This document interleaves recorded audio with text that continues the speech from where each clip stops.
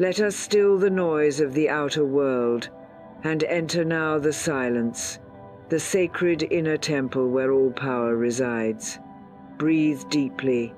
Inhale the breath of spirit pure, perfect, and divine. Exhale all fear, all doubt, all disbelief. Let it melt away like morning mist under the light of truth. Close your eyes now and see before you a great golden door. Upon this door are engraved the words, Divine Supply, Unlimited and Unfailing.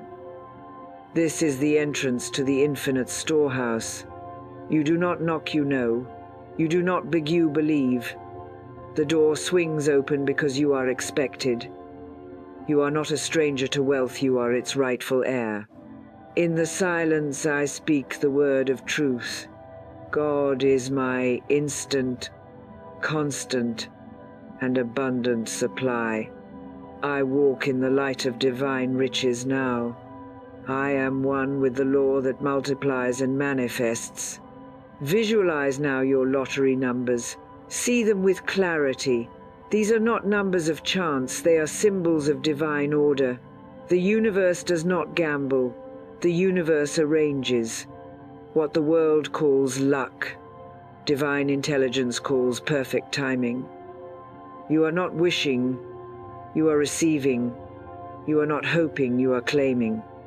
You are not chasing, money is flowing to you joyfully, easily, and without resistance. Now speak within. Every dollar I desire is already mine in substance and in truth. I align with the winning vibration of wealth, joy, and divine increase.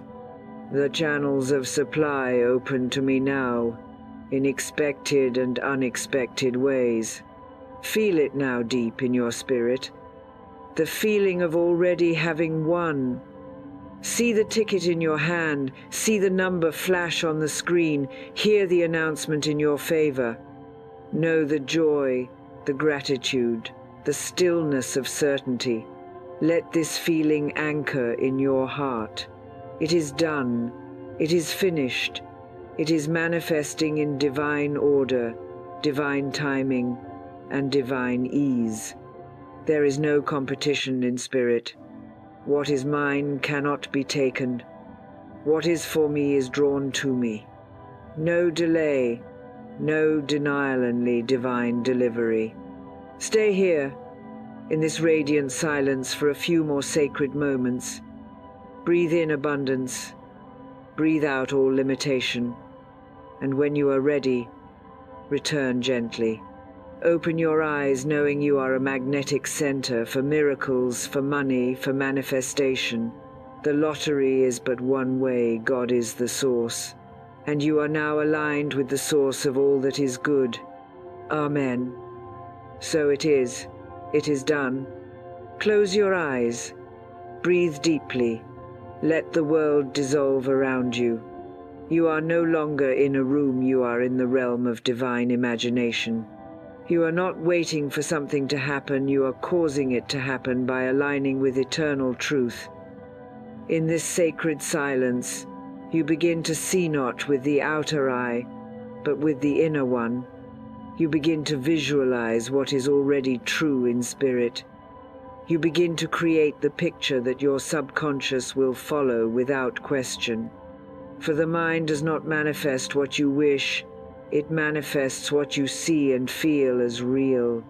Allow yourself now to step into the vision. See the lottery ticket in your hand. See the numbers printed on it clearly. Your numbers. The numbers that carry your vibration, your energy, your divine timing. You are not choosing randomly, you are aligning with what is already yours. Feel your fingers hold the paper. Feel the excitement already rising. The ticket isn't just paper, it's the symbol of your trust, your expectation, your connection to the unseen forces of good. Now, see the moment you check the results. Watch the numbers appear one by one and they match. Your heart skips, not in surprise but in deep knowing. This is the moment your faith meets form. You whisper, "Of course," because you have seen this scene before in the quiet of your soul, in the rehearsal room of spirit. The outer world is simply catching up with what you have already claimed in the invisible. Hold this vision, don't rush, don't doubt. See the smiles on the faces of those you love as you share the joy. See yourself signing the check, receiving the call, standing in gratitude. See it all not as fantasy, but as fact in the spiritual realm. Every detail matters, every feeling counts. The universe responds to a vivid, emotional blueprint, and this vision is your blueprint. You are not trying to make it happen. You are letting it happen because you see it so completely that there is no room for fear. Feel the joy, feel the peace, feel the absolute certainty. It's not a distant dream, it's a current reality taking shape. Your subconscious mind is receiving this as instruction. It is filing it away as truth. And it will now move the heavens and the earth to make it so. Because that is how divine law works. It obeys belief. It follows clarity, and it fulfills what is clearly held in faith. You do not need to ask over and over again. You only need to see it, feel it, and rest in it. See it so vividly that when it arrives you greet it like an old friend. There is no shock in answered prayer, only sweet confirmation. Now speak inwardly. I see it now. I live it now. I receive it now. Let this be your mantra. I see it now. I live it now. I receive it now. You are not watching the dream, you are walking in it. You are not a stranger to wealth, you are its expression.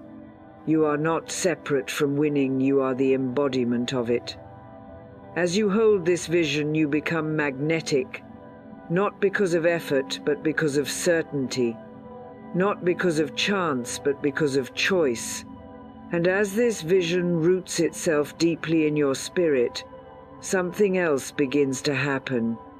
You feel the urge to speak it, not to share it with others, but to affirm it within yourself, because what you see must be spoken, and what is spoken must be felt, and what is felt must manifest. The word is the next step. The spoken word will build the bridge between the inner and the outer, between the image and the income.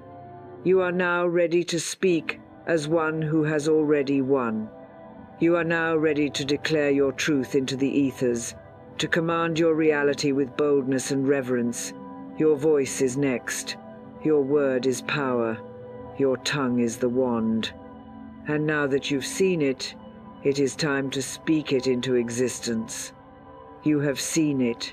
You have walked through the vision. You have lived it in your imagination so deeply that it now feels familiar to your soul. The next sacred act is to give voice to what your spirit already knows. The universe responds not just to images, but to sound, to vibration, to the spoken word wrapped in faith.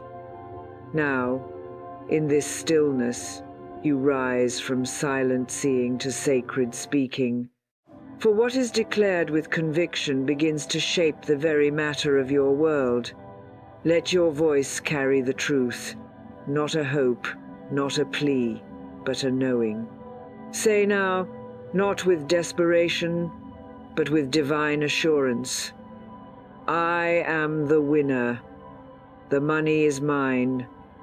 The winning ticket has found its rightful owner, and I am that owner. Speak these words slowly. Let them echo in the chambers of your subconscious. You are not trying to convince the world, you are commanding your reality from the place of spiritual authority. You are not asking permission, you are claiming what has always belonged to you in the mind of God. Say it again. I am the winner. Not someday, not maybe, but now.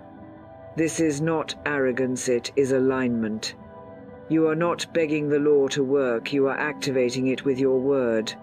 For every word spoken in faith is a key, and when you speak from the vibration of already having, you unlock doors that were never really closed, only waiting for your frequency to match. Feel the tone of your voice shift. You are no longer speaking as a seeker, you are speaking as a receiver. The energy behind your words is calm, certain, unwavering. You no longer say, "I hope I win."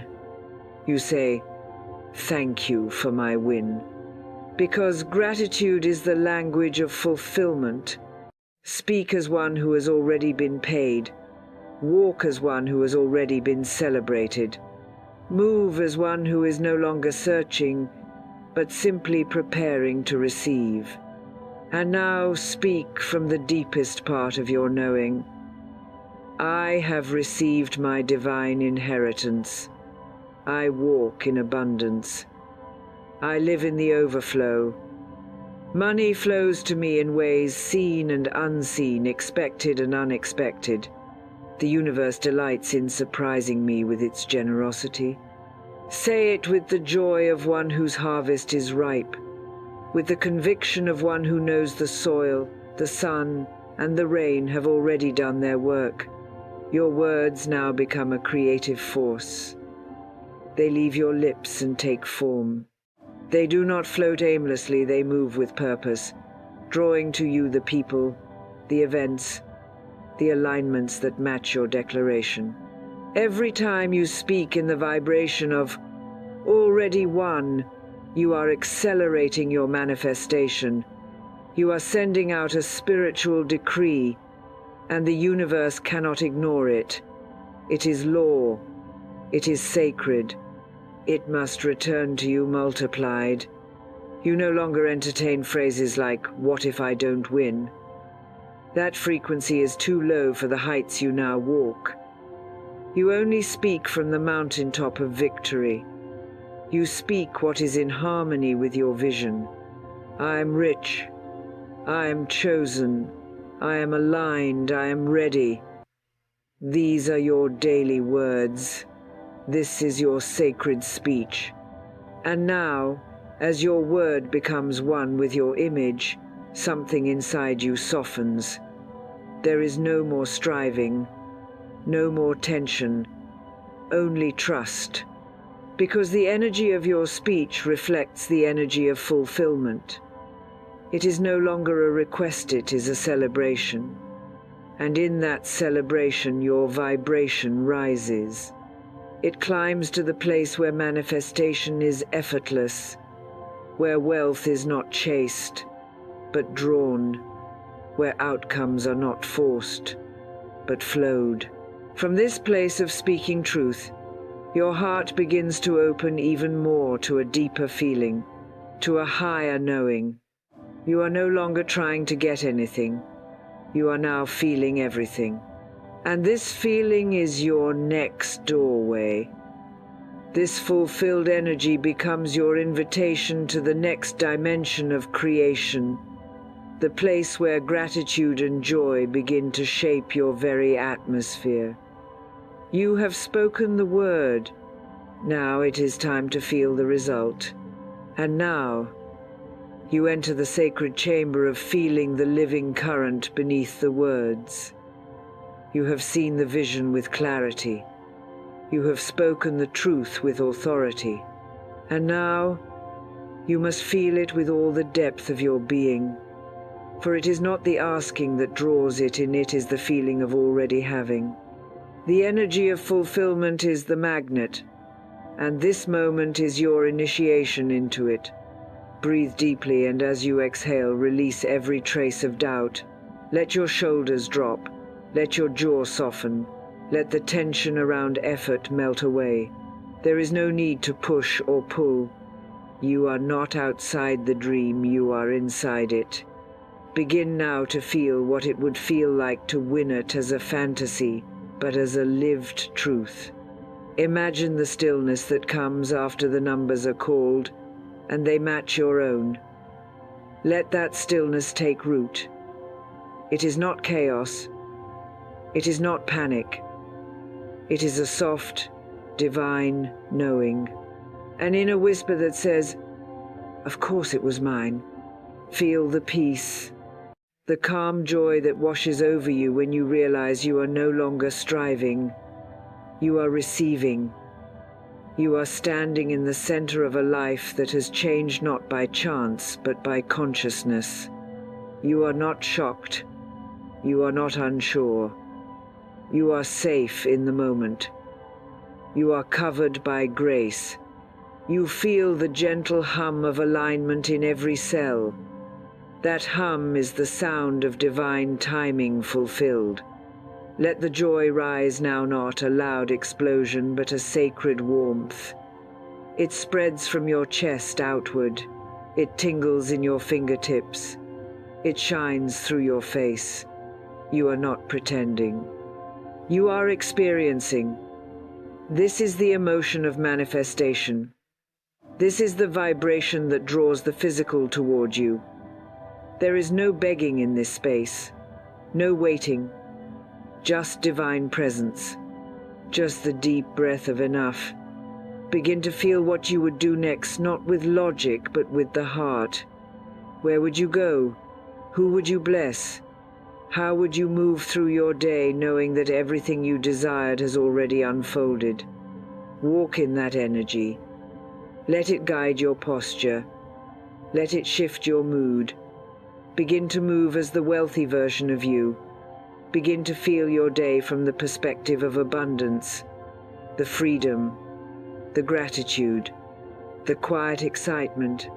In this sacred state, repeat gently, "I am fulfilled.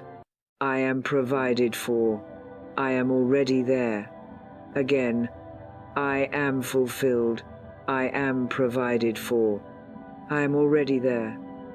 Let that mantra wrap around your nervous system like a calming wave. There is no scarcity here. There is no more waiting. This is the vibration of the win. Not in the future, but here, in this breath, in this moment. You are not watching the miracle, you are embodying it.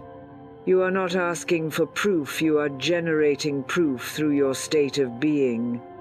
You have stepped into the frequency that calls to the universe like a clear bell in the silence, and the universe hears you.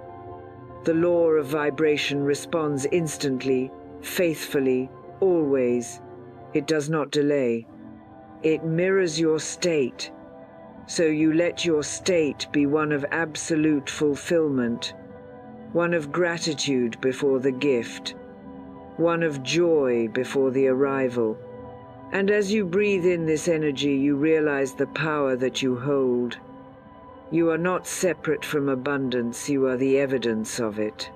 You are not waiting for something outside to change, you are changing from the inside, and the outer must follow. You are not lacking, you are overflowing. You do not wonder if it will happen, you rest in the fact that it already has. The evidence is in the feeling. The manifestation is in the vibration. Now let this state deepen. Stay here. Soak in the richness. And as this feeling stabilizes, something within you begins to relax further. Because now, there is no more struggle. You trust. You know. And in that knowing, you begin to release the need to control. You step into surrender not because you're giving up, but because you now trust that divine law has taken over. You do not force the how. You allow the flow. The energy of release is beginning to rise, calling you to trust the perfect orchestration that is already underway. And now, in this rich atmosphere of fulfillment, you are ready to let go. Not letting go of the desire, but letting go of the grasp. You are ready to release control, to surrender the mechanics, to rest in divine orchestration. You have seen it, spoken it, and felt it. And now you offer it up not as a sacrifice, but as a sacred trust. Because what you have planted in consciousness is now growing beyond your sight. The soil of spirit knows how to deliver without your interference. You breathe deeply and exhale every urge to control. You are no longer asking how. That question belongs to the limited mind. But you are not living from the limited mind, you are living from divine mind, where infinite possibilities exist. You are not required to chase or force the outcome. You are simply required to remain aligned. The delivery is not your burden. The preparation of your spirit is. You may not know which store will sell the ticket, what day it will happen, or what exact sequence will unfold, but you know the law is working. You know the current has been activated. You know you are walking in divine order, and nothing can stop what's already been claimed in the unseen. You rest now not in uncertainty, but in holy expectation. Repeat within, I release the how, I release the when, I release the need to understand. Let those words soften your body. Let them quiet your mind. Let them anchor you in trust. Because the need to control is a sign of unbelief, but your faith is now full. You no longer need constant reassurance, because you know what you saw, what you said, what you felt. The roots are deep.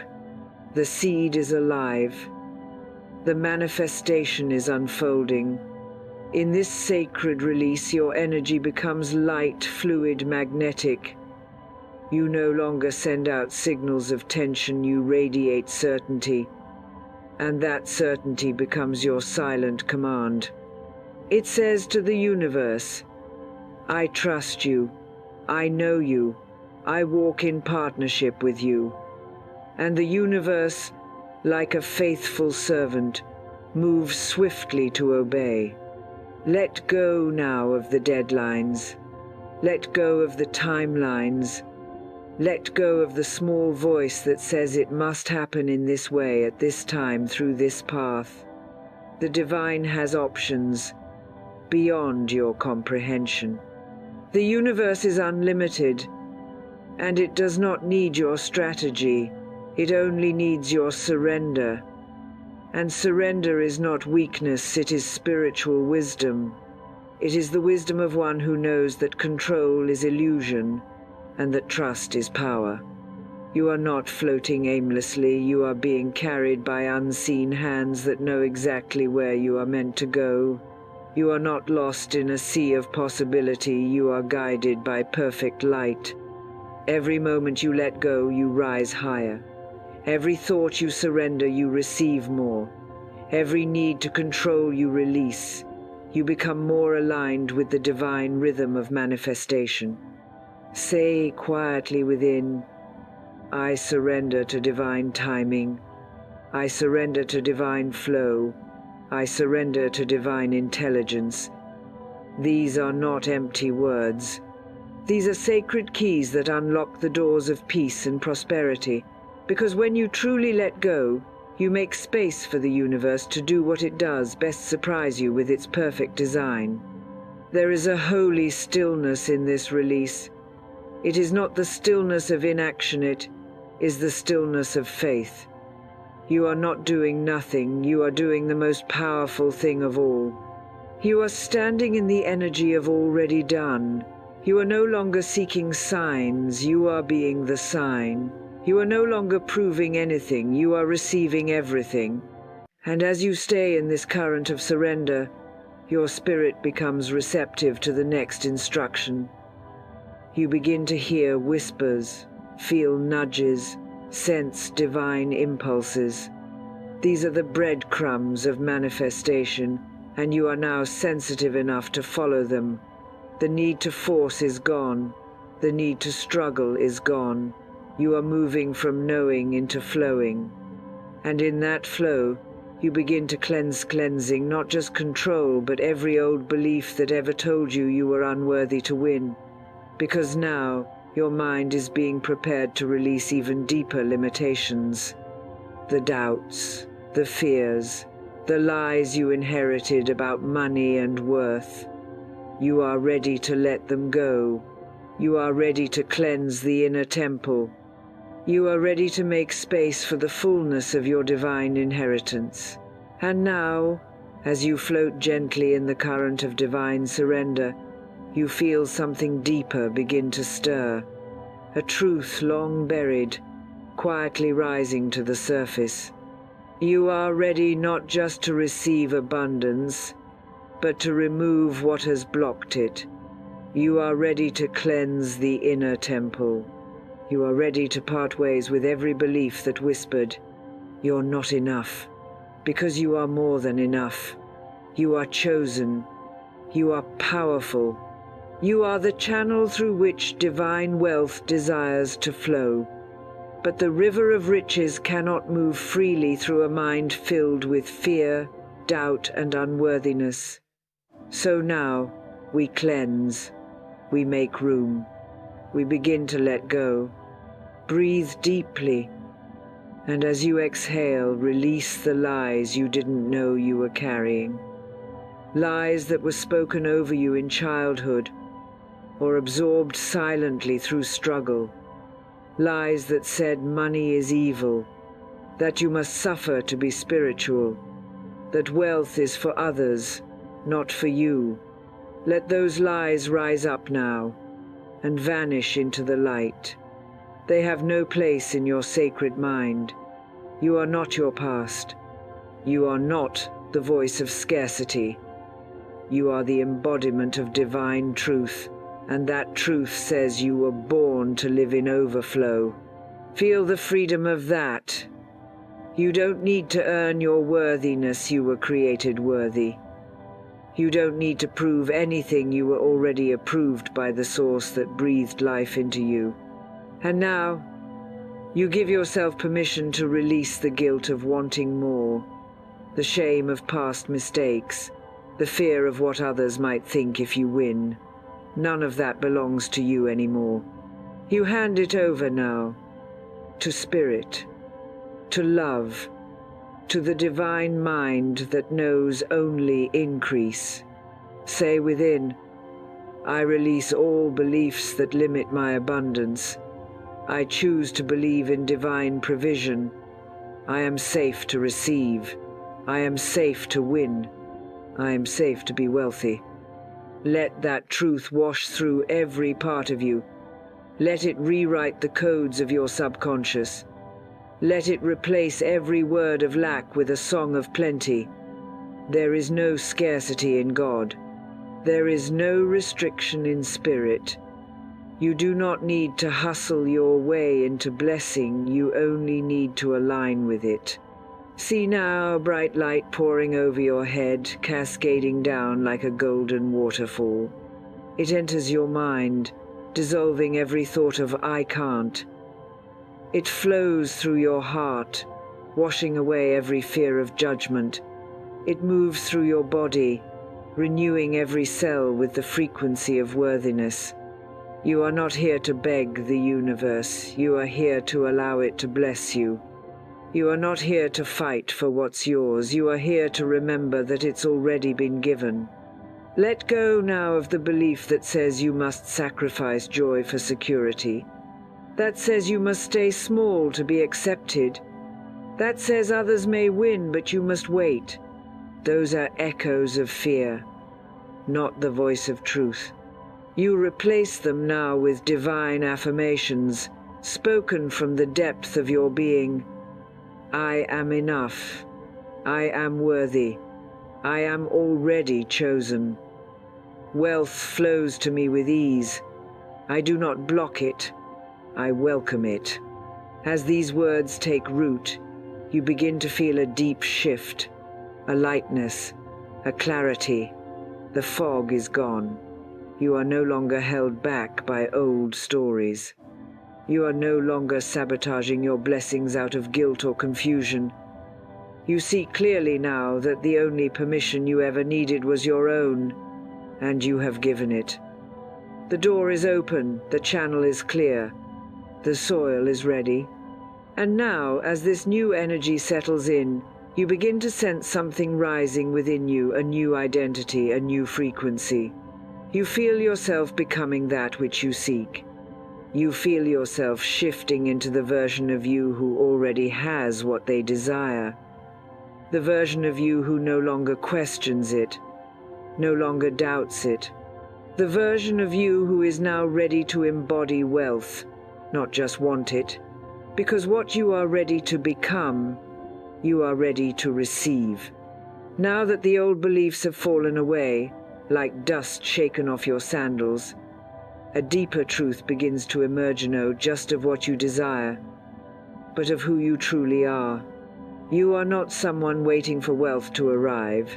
You are someone becoming wealth itself. You are not standing outside the life you want. You are stepping fully into it. The shift has begun. It begins in your identity. It begins in the way you think, the way you move, the way you see yourself in the mirror. You are no longer asking to receive. You are aligning with the version of you who has already received. Take a breath and let yourself meet that version now. Not far in the future, but here, in this sacred moment. See the way they carry themselves. Calm, peaceful, assured. They are not overwhelmed by bills. They are not shrinking in shame. They are standing tall in their light, joyful in their wealth, generous in their giving, wise in their choices. They are you and you are them. The only thing separating the two is the embodiment. So now, you become. You begin to walk like the person who has already won, not with arrogance, but with divine confidence. You speak like someone who has more than enough. You no longer shrink your voice, no longer dim your light. You allow your presence to be full, magnetic, free. When you look at money, you no longer see stress, you see opportunity. When you make decisions, you ask, what would the abundant version of me do? And then you do that. Because to attract the new, you must become the new. Let your energy now recalibrate. You are not vibrating from need, you are vibrating from fulfillment. You are not operating from fear, you are guided by clarity. You do not hoard, you circulate. You do not cling, you trust. And in this powerful identity shift, you stop chasing, you stop reaching, you begin to embody, and embodiment is the ultimate attraction. It tells the universe, I am ready. I am living it now. I am no longer preparing to win. I am the winner. Let your breath match this truth. Let your body move in sync with this knowing. Let your choices begin to reflect this inner abundance. You don't wait for the money to appear to start living well. You take care of what you already have with reverence. You spend with wisdom. You give with joy. You organize your space. You clean your wallet. You upgrade your surroundings to reflect the vibration of the future you've already seen. Because divine supply doesn't just come to the one who asks it, comes to the one who is ready to manage it, bless with it, expand it. You are becoming that steward. You are becoming that vessel. You are becoming the person your future wealth requires. And you do it now. Not after the numbers are announced, not after the deposit is made. You do it before, because faith acts as if, and the as if creates the as is. Say softly within, I am the one who wins. I am the one who receives. I am the one who knows how to hold abundance. These are not empty phrases, they are keys. Keys that open doors not only in your outer world, but in the architecture of your inner self.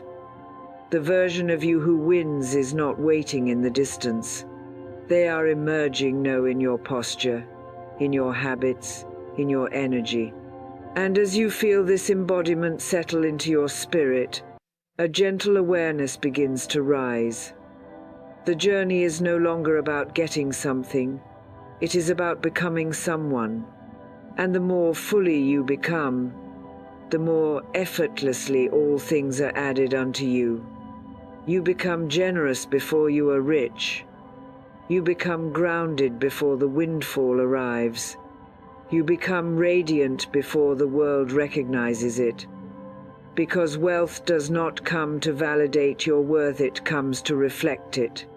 And now that you have remembered your worth, the next whisper begins to call you the whisper of spiritual law, the rhythm of divine principles, the practices that keep you aligned and ready, the invocation of daily truth that becomes your lifestyle. Because now you are ready to command not just a moment of winning, but a life of wealth. And now that you have stepped fully into the embodiment of the one who has already received, there is one final act that anchors everything into motion. You begin to live by law, not by luck, not by force, not by emotion, but by divine spiritual principle. This is where your power becomes permanent.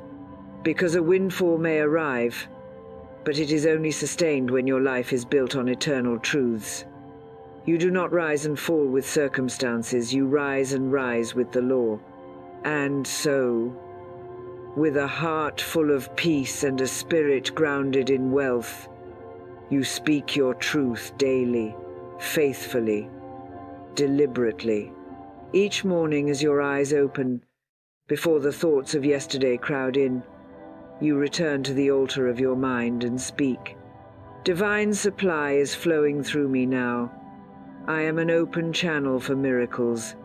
Everything I need and more arrives on time, every time. You say it not to make it true, but because it is true. The law does not need convincing, it needs agreement. Your word is the agreement. It is the contract between your consciousness and the infinite source of all riches.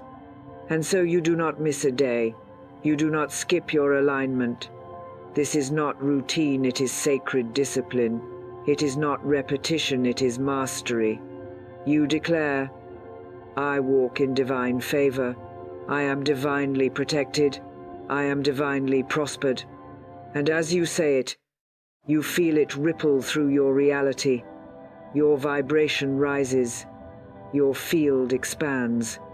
Opportunities begin to find you without force, without struggle, because you are now a walking manifestation of spiritual truth. You do not wait for outer validation. You do not look to the bank to feel rich. You look to the divine source that fills every corner of your life with abundance. You see the wealth in your breath, in your clarity, in your peace. You understand now that money is one form, but wealth is a frequency, and that frequency is activated every time you invoke divine law. You are no longer practicing occasionally. You are living devotionally. Throughout the day, you remain awake. When a fearful thought comes, you do not feed it, you replace it. When doubt whispers, you speak louder. I live under grace. I live by divine design. I expect miracles. These words become your atmosphere. They surround you, guard you, guide you. They are not just thoughts, they are forces, shaping your path in real time. And when night comes, you return once more to the silence. You close your eyes and declare again, I rest in the truth that all things are working together for my good. I have won. It is already done. Thank you, God, for my divine wealth. And you fall asleep not in fear, not in hoping, but in certainty. This is the life of one who knows the law. This is the walk of the one who manifests not by accident, but by spiritual intelligence. You do not just speak abundance, you become it. You do not just chase wealth, you partner with it. You do not just desire blessings, you live in the vibration that attracts them. You have made your inner world your sanctuary, and now the outer world must reflect it. The money, the ticket, the miracle, they are on their way, but they are only the echo. The real sound is coming from within you, the sound of divine alignment, divine speech, divine knowing. You are not in a lottery of chance, you are in a divine sequence of fulfillment, and as you live this law, the law lives in you. You and it are one.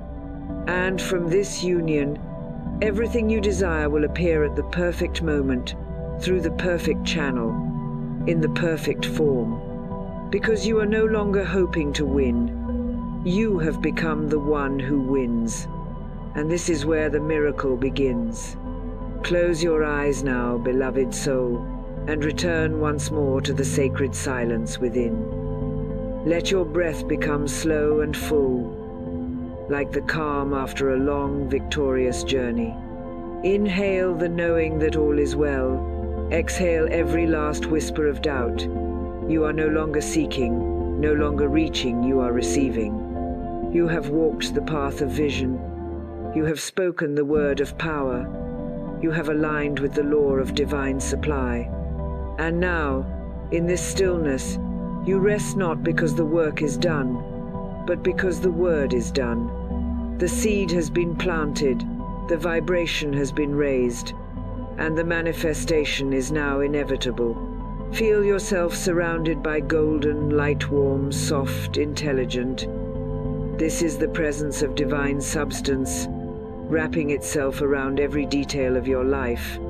It is forming the perfect channels through which your wealth will arrive. It is arranging the right people, the right moments, the right miracle. You don't have to know how. You only have to remain in trust. Let this trust be your pillow now. Rest your mind in it. Let your heart lean into it. You are not just hoping for a breakthrough, you are in the breakthrough. You are not waiting for the numbers to align, you have already aligned with divine timing. The universe is not holding anything back. You are not being tested.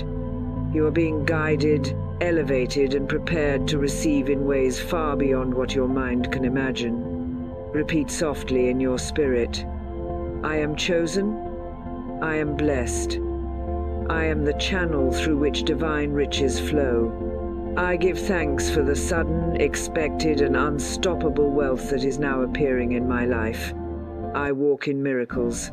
I live in grace. I receive my lottery of blessings now. Let these words echo in your soul. Let them go before you into your day, into your dreams, into your future. Let them become the foundation upon which your wealth stands tall and unshakable. For this is not fantasy. This is divine law, and you have aligned with it. You have spoken boldly, you have believed deeply, and now you release completely. In this peace, in this faith, in this surrender, it is done, it is done, it is done, and so it is.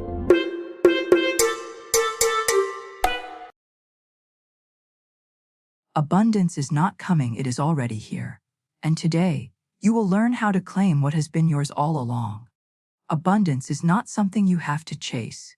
It is not something far away, waiting for you to become worthy. It is already yours. Long before you prayed your first prayer, before you asked for money, opportunity, or security, God had already prepared your supply.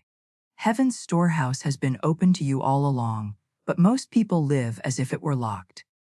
They beg and plead with life to give them more, not realizing that everything they desire is already theirs by divine right. You are not trying to get abundance. You are learning to receive what has been waiting for you all this time. Florence Scovel Shinn often said that man can only receive what he sees himself receiving. If you cannot see yourself as abundant, life cannot deliver it to you. It is like a radio signal. The music is already playing, but if your dial is not tuned in, you cannot hear it. Abundance is like that. It is all around you, but fear, doubt, and wrong thinking keep you tuned to a frequency of lack. And because life mirrors your beliefs, you experience only what you expect. Imagine a wealthy person walking into a room. They are not nervous, apologetic, or desperate. They carry themselves as if they belong wherever they go, because in their spirit they already see themselves as abundant. That confidence sends a signal. Opportunities seem to appear around them. People trust them. Money flows toward them. It is not magic, it is law. Florence called it divine law, and it is always working. Your energy, your words, and your beliefs are broadcasting messages every second, and those messages are shaping your life. Abundance is not something you will one day earn. It is part of who you are. You were born into a world overflowing with beauty, resources, and opportunities. The only thing standing between you and abundance is the belief that it is far away. Today, I will show you why abundance is already yours and how to claim it. You will learn how to change your words, your thoughts, and your energy so completely that life itself begins to rearrange to match your faith. You will see that God has never been withholding from you. He has been waiting for you to step into what is already prepared. There is a spiritual truth that most people never discover, and that truth is this: abundance is not created by your effort alone. It is not a prize you earn, and it is not something that can be withheld from you. Supply is already finished, already prepared, and already waiting for you. The Bible says, "Before they call, I will answer." That means your blessings were in place before you ever asked for them. When you pray for abundance, you are not asking God to start creating something new for you. You are aligning yourself with what already exists. Florence Scovel Shinn taught that lack is an illusion, a condition born out of fear and wrong thinking, not a reflection of reality. In truth, there is no shortage of supply in God's kingdom. The same Spirit that created oceans that never run dry, skies that stretch endlessly, and forests that overflow with life, created you. There is no shortage in heaven, and there is no shortage assigned to your life. Lack is a mental pattern, not a spiritual truth. The moment you choose to believe that all your needs are already met, your life will begin to reflect that belief. Think of a gardener planting seeds. The moment the seed is in the ground, everything it needs is already present: the sun, the rain, the soil. The harvest is guaranteed if the gardener trusts the process and continues to water and wait. Your blessings are the same. Your abundance is like that seed. It is already there, hidden from your physical eyes, but alive in the unseen. You do not have to create it. You only have to water it with faith, expectation, and right action. People often think that money is the source of abundance, but Florence taught that God is the only source. Money is simply a tool, a servant, a channel through which your supply flows. When you see money as your source, you feel anxious when it is low, desperate when it disappears, and fearful when you cannot see where it will come from. But when you shift your focus to God as your unlimited supply, you find peace. You know that opportunities, ideas, and provision can come in countless ways, and you stop clinging in fear. This truth is why some people who appear to have little still live richly. They trust the law of supply. They expect doors to open, and so they do. They speak words of faith and gratitude, and their lives reflect that energy. On the other hand, some people who appear to have wealth feel poor inside, because their trust is in their bank balance, not in the infinite supply of God. This is why abundance is not measured by what you see, but by what you believe. Your life today is a reflection of the thoughts and words you have sown in the past, but the moment you choose to believe in divine supply, everything begins to shift. Florence often said that nothing stands between man and his highest ideals but doubt and fear. Your abundance is not far away. It is here, now, waiting for you to claim it by faith. Say this with conviction: I now align myself with the infinite supply of God. Every need is met. Every door is open. I walk in peace, provision, and divine timing. This is not a wish, it is law. As you speak these words and believe them, you will feel your spirit rise, your energy change, and your path open. Heaven has already said yes. Now it is your turn to receive. If abundance is already ours, why do so many people live in struggle and lack? Why does it seem like blessings come easily to some, while others work hard and still feel empty? The answer is simple but profound. Most people are not living in alignment with divine law. They are blocked by beliefs, emotions, and habits that cut them off from their rightful inheritance. It is not that God is withholding anything. It is that fear, doubt, and wrong thinking create walls that blessings cannot pass through. Florence Scovel Shinn often said that man can only receive what he sees himself receiving. Many people cannot see themselves as wealthy, favored, or blessed. They expect difficulty, so life delivers difficulty. They expect bills, debt, and struggle, so that is what they experience. Life always mirrors the images held in the mind and spoken with the tongue. If you constantly say things like, "I cannot afford this," or "money never stays with me," those words become commands. The universe simply agrees and gives you more of what you declare. Fear is one of the greatest blocks to abundance. Fear says, "What if I never get out of this situation? What if I lose everything? What if something bad happens?" Fear creates a magnetic pull for the very thing you dread. Florence taught that fear attracts failure, just as faith attracts success. If your prayers are filled with fear, they cannot produce miracles because fear cancels faith. You must choose to replace fear with trust. Every time fear rises, speak truth over it. Say, "God is my supply, and His plan for me is good." Repeat it until fear loses its grip. Guilt and unworthiness are another major reason people do not receive abundance. Many feel they do not deserve wealth. They were raised to believe that wanting more is selfish, or that spiritual people must suffer to be holy. But Florence said, "You must act rich to be rich." This does not mean arrogance or greed. It means walking in the confidence of someone who knows their Father is the King. Abundance is your birthright. It is not selfish to prosper. Prosperity allows you to bless others, to give freely, and to live out your calling. Poverty does not glorify God. Faith does. Another block is resentment. When you resent the success of others, you are telling the universe that wealth is something to be jealous of, not celebrated.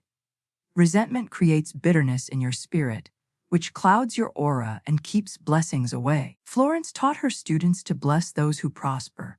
Instead of saying, "Why them and not me?" say, "I bless their success. My blessings are on the way." This attitude clears your energy and puts you back in the flow of divine supply. Doubt is also a powerful block. Some people try affirmations in prayer, but secretly doubt that anything will change. They pray for money but prepare for struggle. Florence warned that faith and doubt cannot occupy the same space. If you ask for a gift but prepare for disappointment, you are choosing lack over abundance. Faith acts as if it already has what it asked for. If you want to see abundance, start living with expectation. Set the table for blessings. Prepare for the answer. Your action should reflect your faith, not your fear. Finally, impatience can block blessings. Divine timing is perfect, but impatience can push people into poor decisions. Some quit believing too soon or try to force things to happen in their own strength, rather than trusting God's timing.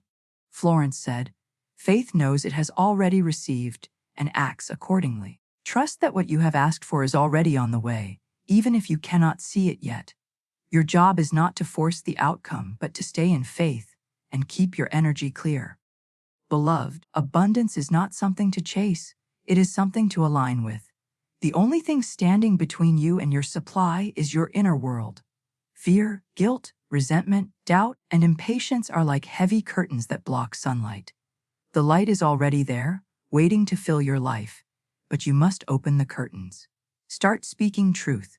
Start blessing others. Start expecting good. The moment you shift your thoughts, your words, and your feelings, the law of supply begins to work for you instead of against you. The wealth you desire is not coming from somewhere far away. It is already here, waiting for you to remove the blocks and claim it by faith. Say aloud, "I remove every block to my abundance. I release fear, guilt, and resentment. I trust in God's perfect supply, and I am ready to receive." Speak this daily, and you will feel your spirit lighten. You will notice opportunities and blessings showing up where there were none before. This is not magic. This is divine law, and it never fails. Your words are not empty sounds. They are commands sent out into the universe, carrying power to create or destroy. Florence Scovel Shinn said, "Your word is your wand." Every time you speak, you are shaping your life, giving instructions to unseen forces that work to fulfill what you decree. This is why so many people live in lack.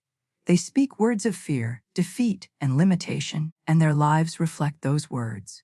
The universe does not argue with you. It simply mirrors what you declare. If you say, I am always broke, life will confirm it. If you say, money is hard to come by, you will find it slipping through your hands. But when you speak faith-filled words, you open the floodgates of abundance. Florence often told stories of people who changed their lives by changing their declarations. One woman came to her burdened with debt. She felt hopeless, but was willing to believe. Florence told her to say daily, I am a fearless, confident person. All my debts are cleared in miraculous ways. The woman obeyed. Within weeks, unexpected income and forgiveness of debts came. Her situation turned around completely. This was not luck, it was law. Her words shifted her vibration drew solutions, and the universe rearranged itself to match her faith. Many pray for blessings, but then cancel their own prayers with negative words. They ask for abundance in the morning and say, I cannot afford this, by the afternoon. Florence said, man must prepare for the thing he has asked for when there isn't the slightest sign of it in sight. Your words are preparation. They are proof of what you believe. If you truly believe abundance is yours, you will speak as if it is already done. You will say, God is my endless supply. Everything I need comes to me easily. You will say this when your bank account is low, when bills are due, and when nothing looks possible, because you know that your words are building a future that your eyes cannot see yet. Declaration is not begging God for help. It is claiming what He has already promised. Think of a child in a family. They do not beg for food or shelter every day.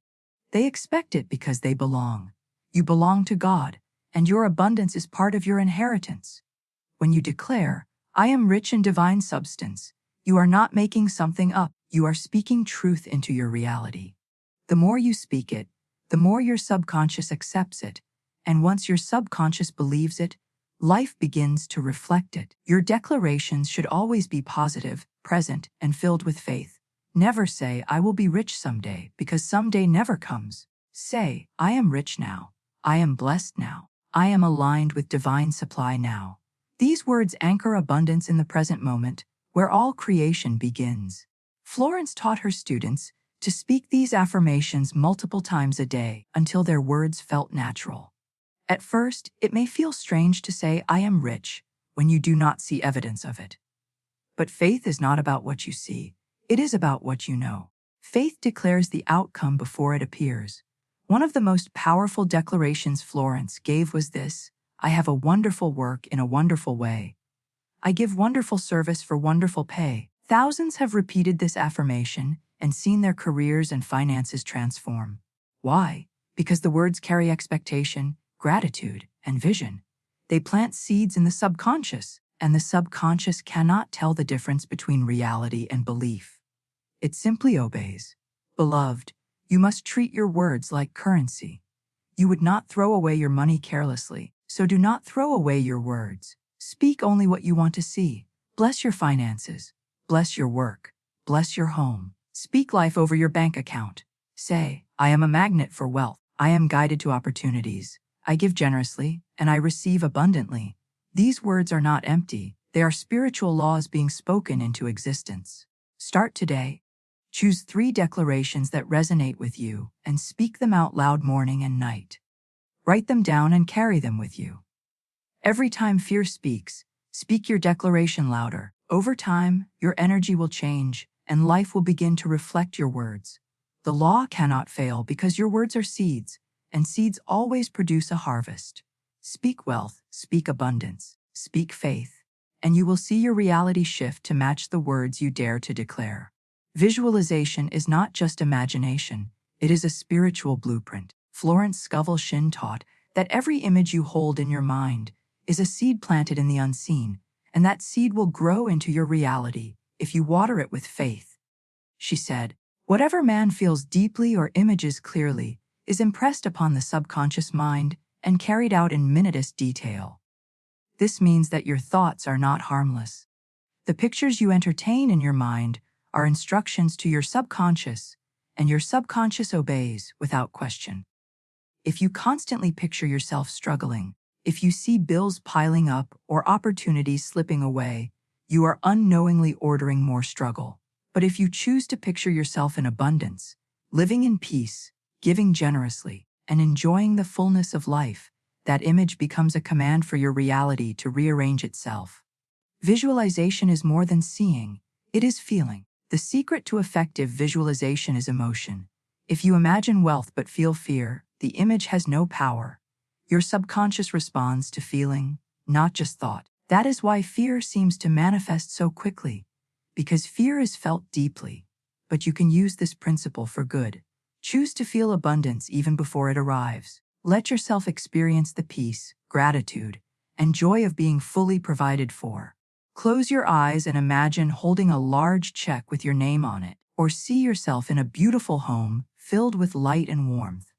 Feel the joy of that reality. Let your body relax and your heart fill with gratitude. This is how faith speaks to the subconscious. Florence often reminded her students that faith is seeing the invisible. She said, "Faith knows it has already received and acts accordingly." When you visualize abundance, you are not pretending or daydreaming. You are creating. You are calling into the physical what already exists in the spiritual. Scripture says, "Before they call, I will answer." Your blessings already exist, but visualization tunes your energy to receive them. Think of it like tuning a radio.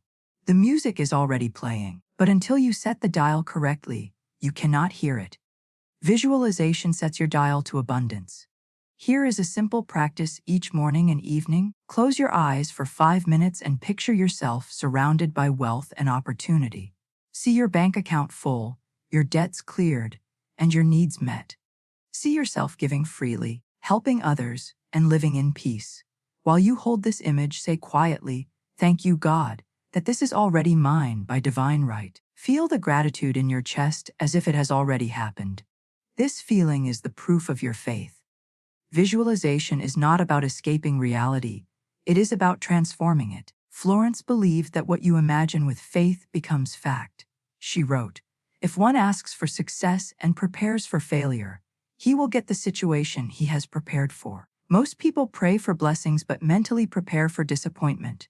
They imagine worst-case scenarios and wonder why life feels heavy. You must reverse this. Stop rehearsing fear and start rehearsing faith.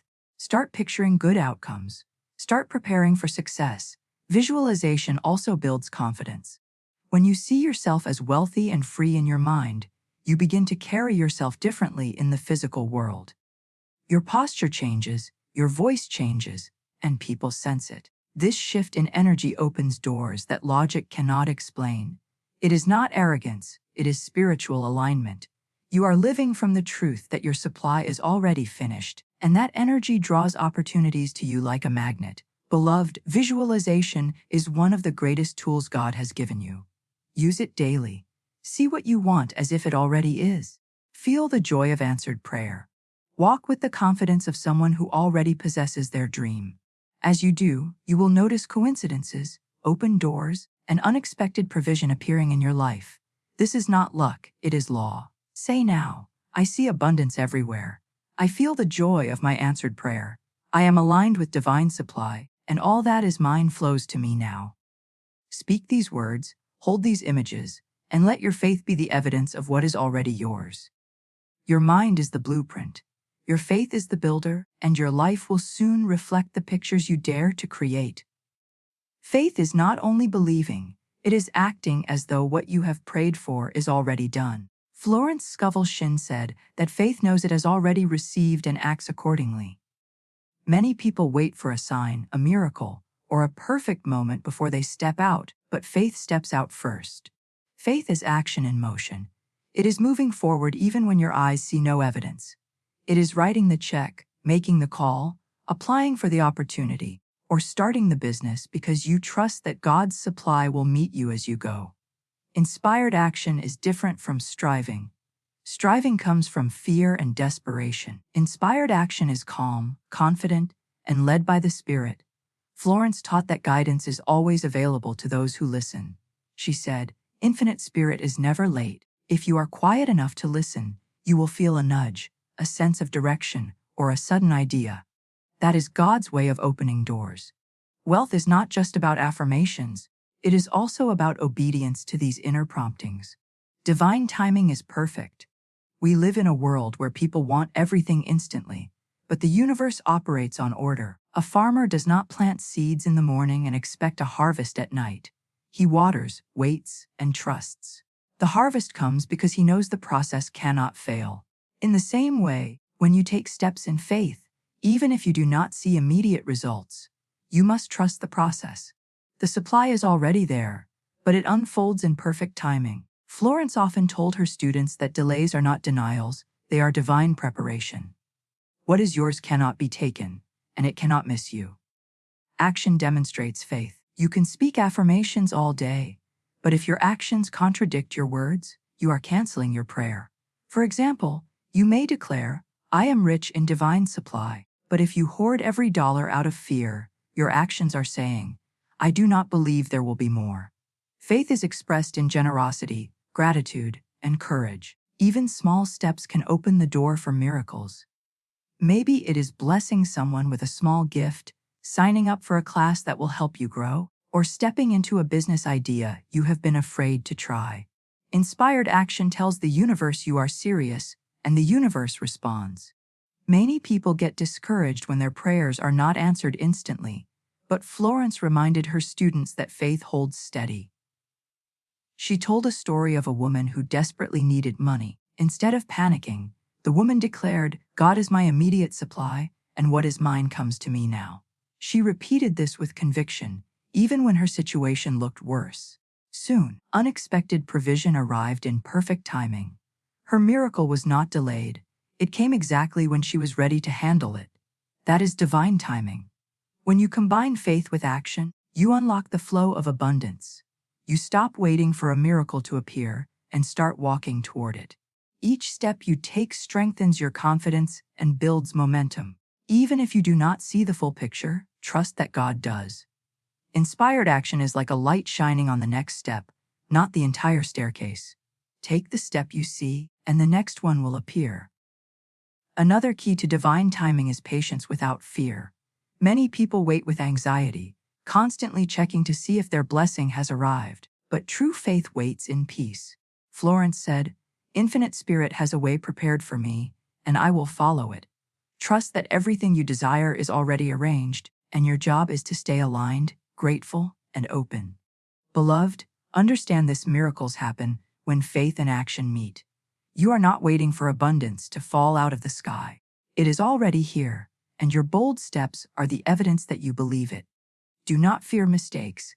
Every step you take in faith moves you closer to your manifestation. Listen for divine guidance, act on it, and trust that the timing will be perfect. What belongs to you cannot be delayed, stolen, or lost. Say this aloud: I walk in faith, I act in courage, and I trust in perfect timing. The wealth I desire is already mine, and I am guided to it step by step. Let these words guide your actions today. Every bold move you make is a declaration of trust, and trust is the magnet that draws abundance. You now hold the truth that most of the world has never been taught. Abundance is not something you chase, it is something you claim. You are not waiting for God to decide if you are worthy. He already decided. You were created in His image, and your life was designed for overflow, not for struggle. Poverty is not a spiritual badge of honor, it is a misunderstanding of who you are. You were born into a kingdom of infinite supply, and that supply has been waiting for you all along. Throughout this message, you have seen the truth revealed. You now understand that supply is already finished, that lack is a lie created by fear, and that faith is the bridge between what you see and what is already yours. You know now that your words are not idle. They are laws in motion. Your tongue can open doors or close them. Every declaration you make writes the script of your future. You have learned that visualization is not daydreaming, but spiritual creation. What you picture and feel with faith becomes fact. You know that fear, guilt, resentment, and doubt are chains that block the flow of blessings, but forgiveness, trust, and gratitude are keys that set you free. You have learned that giving is never loss, but multiplication, and that inspired action in divine timing brings miracles to your doorstep. Beloved, this is your moment to claim what is already yours. No more hoping, no more waiting, no more wondering if it will happen. It is already done. You are not begging life for scraps, you are standing in your inheritance. When a king's child comes home, they do not knock at the gate in fear. They walk in boldly because they belong. Today, I invite you to walk boldly into your blessings. Take a deep breath. Put your hand over your heart. Speak this decree with confidence and authority, and let it settle deep into your spirit. I am a child of the King. I live in a kingdom of abundance. All that is mine by divine right flows to me, now in perfect timing and under grace. I release fear, I release doubt, I release every block to my blessings. I forgive myself and all others, and I choose peace. My words are powerful, my faith is strong, and my vision is clear.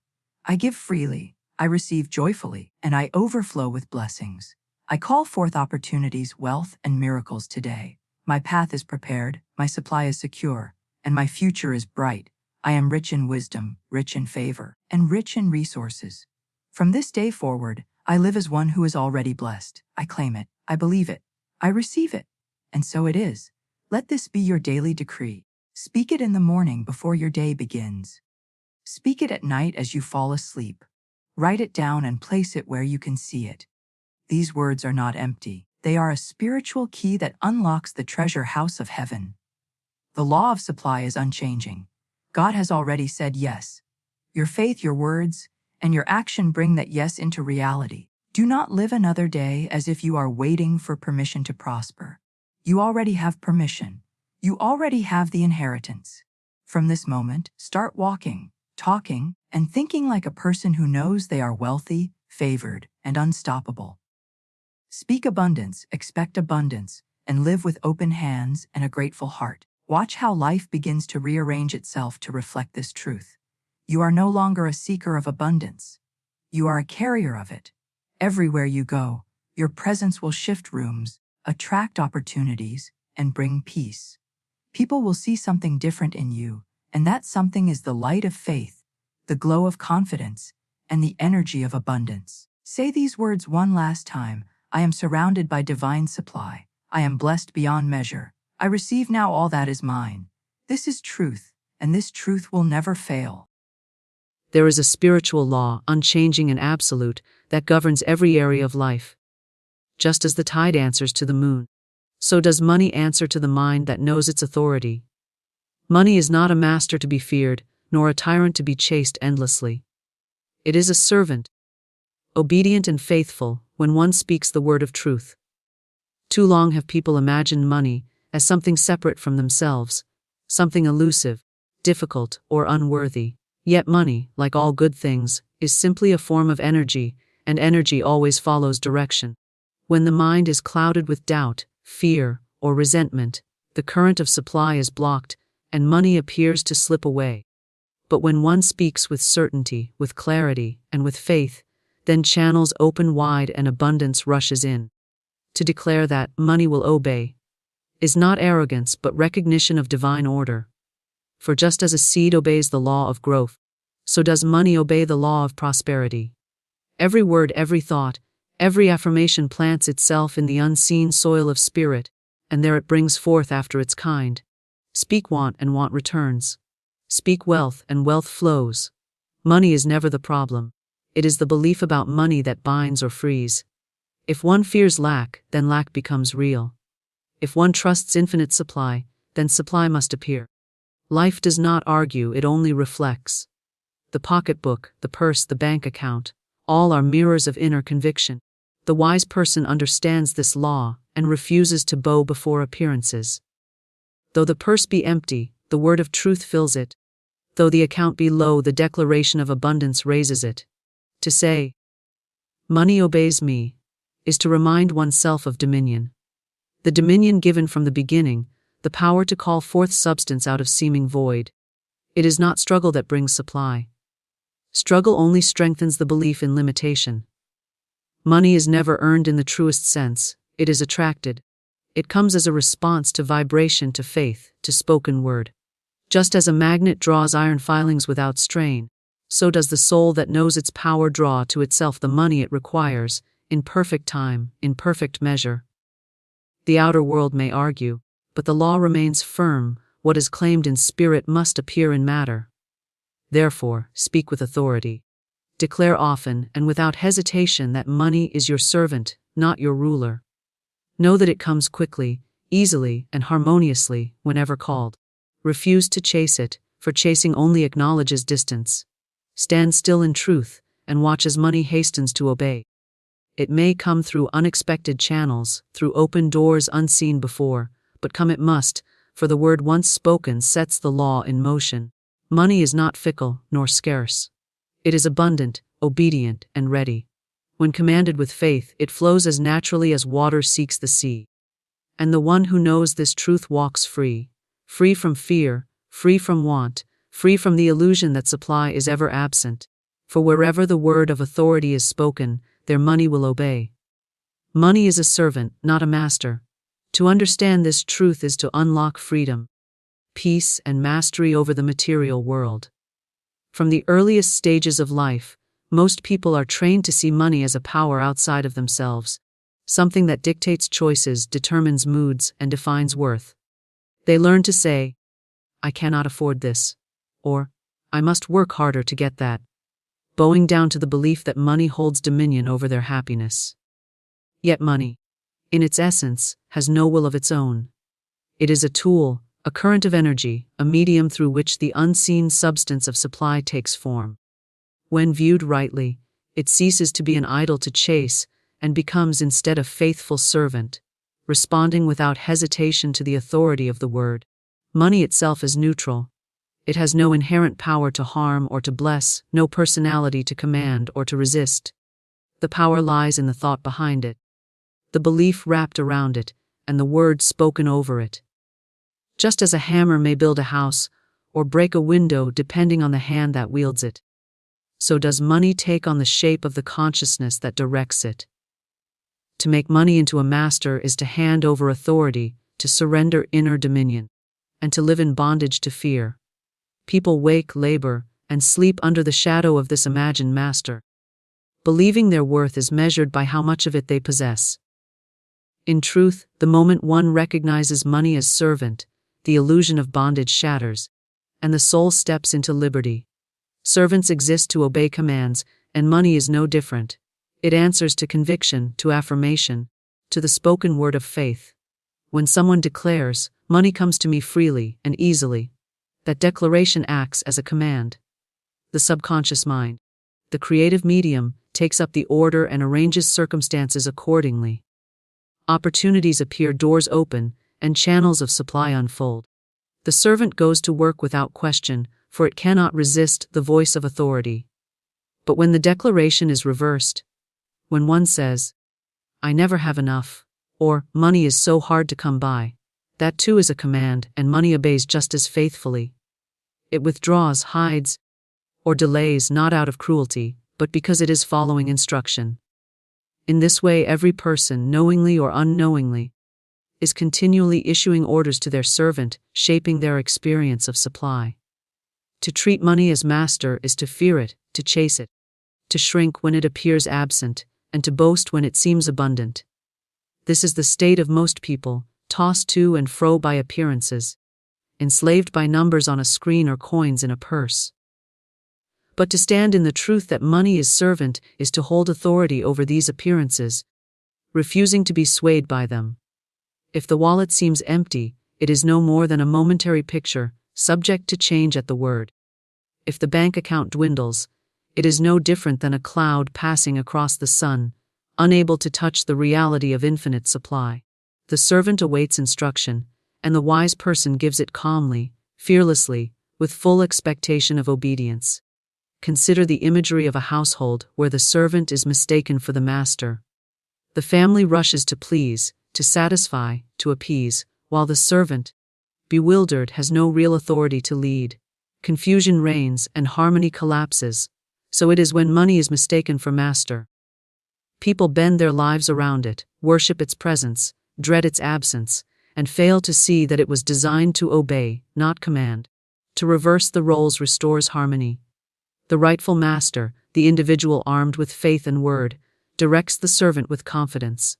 The servant, having no will of its own, fulfills the task given, and stands ready for the next command. This truth transforms not only the inner life, but also practical affairs. A person who knows money as servant does not make choices out of fear of lack. They choose in alignment with wisdom, intuition, and purpose, knowing that the servant will bring whatever is required. They do not remain in joyless labor for the sake of a paycheck, for they recognize that money comes not by toil but by alignment with law. They may work, but their work is infused with faith, joy, and expectation, not desperation. In contrast, the one who sees money as master drags themselves through labor they despise, believing they must serve the master in order to survive. To place money back in its rightful role as servant is to reclaim dominion. This dominion is not gained by force, nor by manipulation, but by recognition of spiritual law. All substance is unlimited, and money is simply one form of it. The servant stands ready, but it must be commanded with authority and clarity. Vague wishes and half-hearted hopes do not move it, for the servant responds to conviction, not uncertainty. The declaration must be spoken as though it were already fact, for in truth, it is. The invisible precedes the visible, and the servant takes instruction from the invisible realm first. When the word is spoken with faith, the outer circumstances rearrange themselves to match. Money as servant also changes the heart's relationship to giving. When one fears money as master, giving feels like loss, a depletion that cannot be replaced. But when money is known as servant, giving becomes joy, for the servant multiplies whatever is sent forth. The command may be, "Return to me tenfold," and the servant obeys without hesitation. The one who gives with this knowledge never fears lack, for they know the servant will always return richer, fuller, and swifter than before. There is no bondage in this truth, only freedom. To wake each day and know that money stands ready to serve is to live unafraid, unburdened, and unchained. It does not mean irresponsibility, nor reckless disregard for order, but rather a higher order of responsibility. The responsibility to guard thought, to speak truth, to direct the servant rightly. Every command is creative, and every word sets law in motion. The wise person therefore speaks only abundance, only sufficiency, only freedom, knowing that the servant is always listening, always ready, always obedient. Words and thoughts direct financial flow. Every movement of money, every increase or decrease in supply, begins first as a silent thought or a spoken word. Nothing appears in the outer life that has not been conceived inwardly. People often imagine that circumstances alone determine their financial conditions. But circumstances are only the shadows cast by thought. The mind is the true engine of supply, and words are the levers by which that engine is controlled. When thought is filled with fear, doubt, or limitation, money reflects that atmosphere by constricting, delaying, or disappearing. When thought is filled with confidence, gratitude, and expectation, money flows with ease, finding channels that may never have been considered before. Every word spoken carries vibration, and vibration summons its likeness. A careless phrase, repeated often, becomes a command. To say, "I can never get ahead," or "I am always broke," may seem like harmless complaints, yet they are seeds planted in fertile soil. The subconscious receives them as law and sets in motion events that confirm the statement. The outer world obeys the inner decree, and money arranges itself accordingly. Words are never idle, they are instruments of creation. Spoken without awareness, they build chains of lack. Spoken with intention, they open gates of abundance. In every case, the financial flow is being directed, either toward limitation or toward prosperity, by the steady current of thought and speech. Thought is the mold in which money takes shape. Just as a sculptor cannot create a figure without first conceiving it in imagination, so can no one experience financial freedom without first holding it in mind. If the inner image is one of debt, struggle, and insufficiency, the outer life will faithfully mirror it. If the image is one of ease, overflow, and freedom, that too will take form. The law does not discriminate. It simply reproduces the pattern it is given. Therefore, the discipline of thought becomes the key to directing financial flow. The mind must be guarded as carefully as a treasury, for every belief deposited within it multiplies and returns as tangible experience. Words act as amplifiers of thought. A belief left unspoken may take time to grow, but once it is given voice, its power is magnified. To declare boldly, "I live in unlimited supply," impresses the subconscious far more strongly than to think it silently. The spoken word carries authority, as though the soul itself were issuing a decree. This is why affirmations, prayers, and declarations hold such power. They are not mere sentences, but commands to the invisible servant that governs material form. Financial flow answers quickly to such commands when they are spoken with conviction. Even a single phrase spoken repeatedly with belief can transform conditions that seemed immovable. Doubtful or contradictory words, however, send mixed signals, scattering the current of supply. To affirm abundance one moment and complain of lack the next is like planting a seed and then uprooting it before it can sprout. The soil of the subconscious becomes confused, and the harvest is delayed or diminished. Consistency is essential. Words must align with the desired outcome, unwavering and steadfast.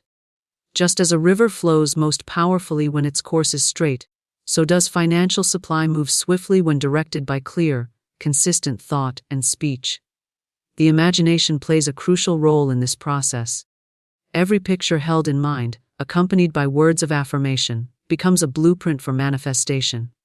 To imagine paying bills with ease, to visualize money flowing in expected and unexpected ways, to speak aloud, "Money comes to me freely and abundantly." These are not idle fantasies. They are directives, instructions written upon the fabric of reality. The subconscious mind accepts these images and works tirelessly to make them real. Opportunities appear, ideas spark, doors open, and money flows, all because the thought and word have gone before to prepare the way.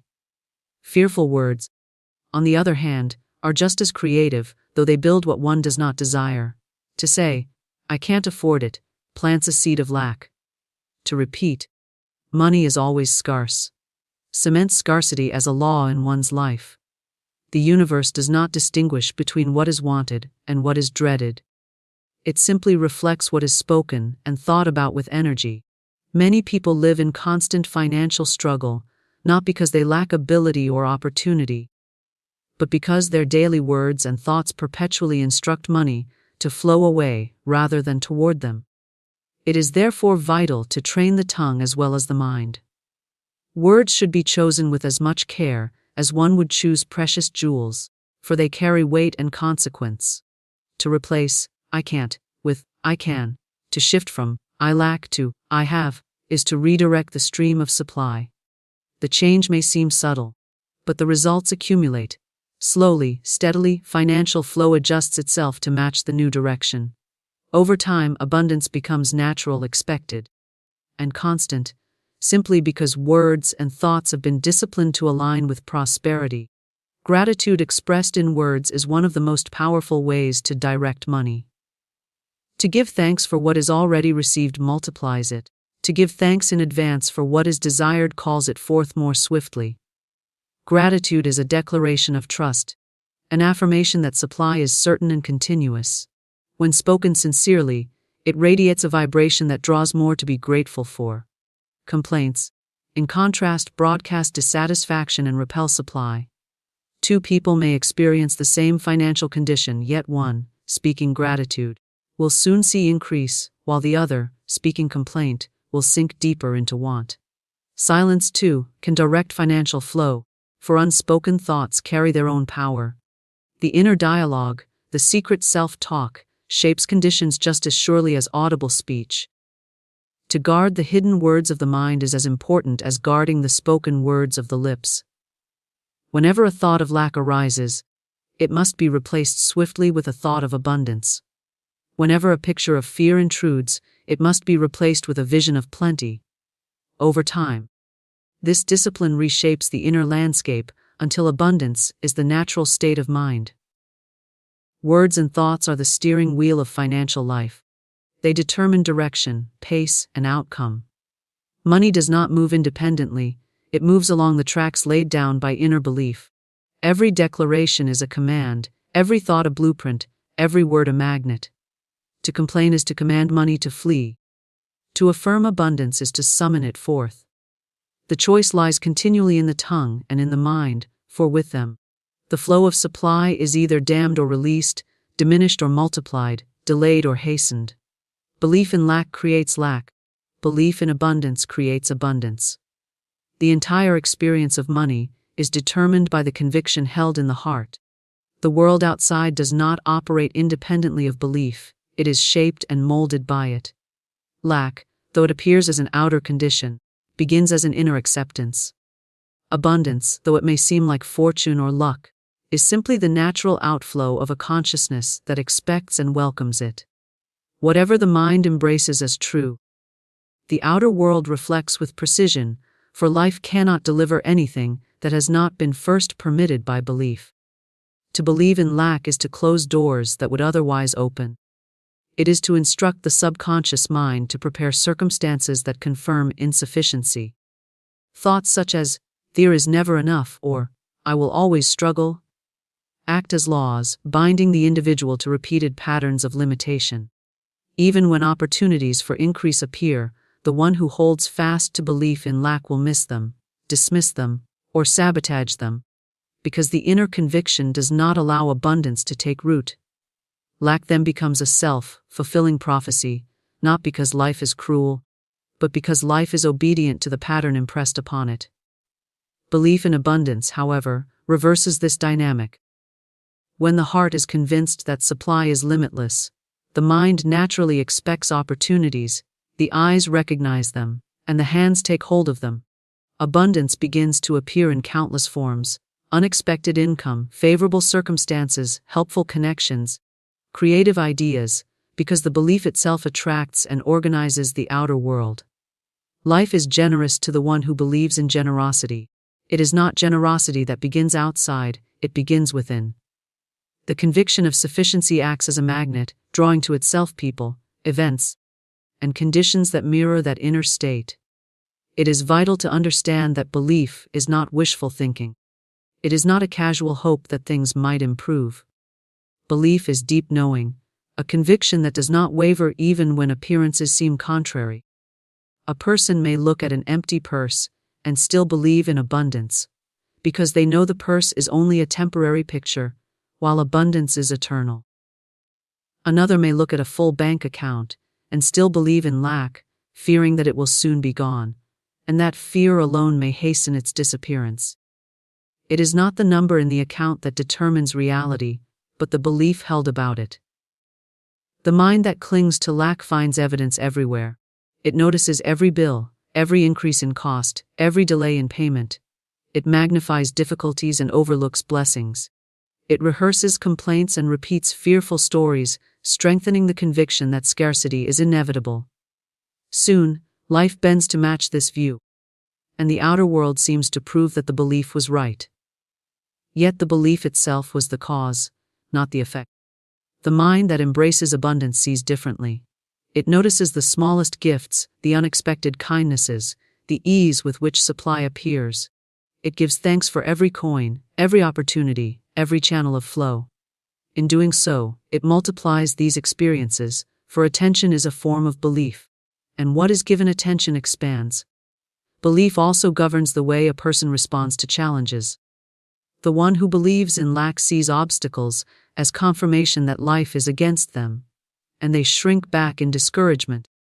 The one who believes in abundance sees obstacles as temporary appearances, dissolving as quickly as they arose, and they remain steady. Their faith allows them to hold the inner picture of sufficiency, even when outer circumstances look bleak. This steadiness is powerful, for it prevents panic, and panic is often the very thing that drives money away. Calm expectation, born of belief in abundance, keeps the channel open, and soon the outer condition shifts to align with the inner conviction. Belief in lack often disguises itself as realism. Many will say, "I am just being practical," while repeating words of scarcity. Yet practicality rooted in fear is simply another form of belief in lack. True practicality aligns with truth, and truth is abundance. The universe is not limited, supply is infinite, channels are countless. To deny this is not realism, but blindness to the greater law. Belief in abundance, far from being naive, is the most practical stance, for it aligns with reality as it truly is, not as fear imagines it to be. Children demonstrate this law naturally. They believe without question that their needs will be met, that food will appear, that clothing will be provided, that life will supply what is required. Their innocence opens the door to abundance, and so it flows. Only later, when taught fear and limitation, do they begin to experience lack. To return to a childlike belief in supply is to unlock the same flow once again, trusting that abundance is natural and certain. The more this trust is cultivated, the more visible and tangible abundance becomes. Belief does not merely influence money, it shapes the entire experience of life. Relationships, health, opportunities, all respond to the core convictions of the mind. Yet money is often the clearest mirror, because it so directly reflects inner belief. A life of constant struggle around money points to a deep, seated conviction of insufficiency. A life of ease and overflow points to a conviction of abundance. To change the belief is to change the mirror, and when the mirror changes, the picture reflected in it transforms. The process of shifting belief begins with awareness. One must first recognize the repeated statements, thoughts, and assumptions that have been allowed to run unchecked. To catch oneself saying, "I can't afford this," or "there is never enough," is the first step. Once recognized, these phrases must be replaced with affirmations of abundance, spoken consistently until the new belief takes root. At first, it may feel forced or unnatural, because the old belief has been practiced for so long. But repetition, combined with faith, impresses the subconscious with new patterns. Slowly, the conviction of lack weakens, and the conviction of abundance strengthens, until it becomes the dominant belief. Visualization also strengthens belief. To imagine oneself surrounded by abundance, to see money flowing freely, to picture debts cleared and accounts overflowing, these images, when held with feeling, impress the subconscious as reality. The subconscious does not distinguish between imagination and fact, it only responds to the intensity of belief. When combined with words of affirmation, these inner pictures hasten the shift from lack to abundance. The outer world adjusts itself accordingly, for it cannot resist the authority of conviction. Belief in abundance is not limited to financial matters alone. It extends into every area of giving and receiving. To give with fear is to reinforce lack, but to give with joy is to declare abundance.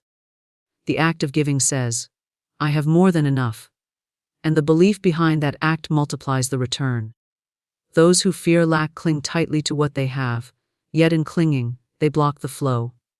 Those who believe in abundance release freely, and in releasing, they keep the channel open for more to come. This is why generosity so often leads to increase. It is not the act itself, but the belief it expresses, that attracts greater supply. At every moment, the choice remains to believe in lack, or to believe in abundance. The law responds faithfully to whichever is chosen. The world of form cannot resist belief, it can only reflect it. The mind is the architect, and belief is the blueprint from which life is constructed. Lack is built when lack is believed, abundance is built when abundance is believed. The evidence may seem to justify the belief, but in truth, the belief came first, and the evidence only followed. To reverse the evidence, one must first reverse the belief. Money is attracted, not struggled for. The common idea that one must labor endlessly, chase opportunities, or battle circumstances to obtain money is rooted in a misunderstanding of law. True financial increase does not come by force but by alignment. Money is a form of energy, and energy is drawn naturally to its source, just as a magnet draws iron filings or a flower draws bees. To believe that money must be struggled for is to place oneself in opposition to its natural flow, for struggle carries the vibration of resistance, and resistance repels the very thing desired. Attraction, on the other hand, is effortless, born from clarity of thought, certainty of belief, and harmony of word. The law of attraction governs all supply. When the mind is filled with images of wealth, gratitude for present blessings, and expectation of good, it sends out a vibration that money recognizes and answers. This attraction is not manipulation but natural correspondence. For like always attracts like. The person who thinks constantly of shortage, who worries about bills, who fears loss, is radiating the vibration of lack, and therefore attracts more lack. The person who thinks constantly of abundance, who speaks confidently of supply, who gives thanks for money already received, is radiating the vibration of wealth, and wealth is drawn to them. No struggle is required, because the law itself does the work. Consider how nature operates. The river does not struggle to reach the ocean, it flows effortlessly toward it. The tree does not strain to bear fruit, it simply obeys in its law of growth, and the fruit appears. The sun does not force its rays upon the earth, it shines and life responds. Money, too, follows this natural principle. It does not come because of pushing, striving, or worry. It comes because the inner atmosphere is one of ease, trust, and expectancy.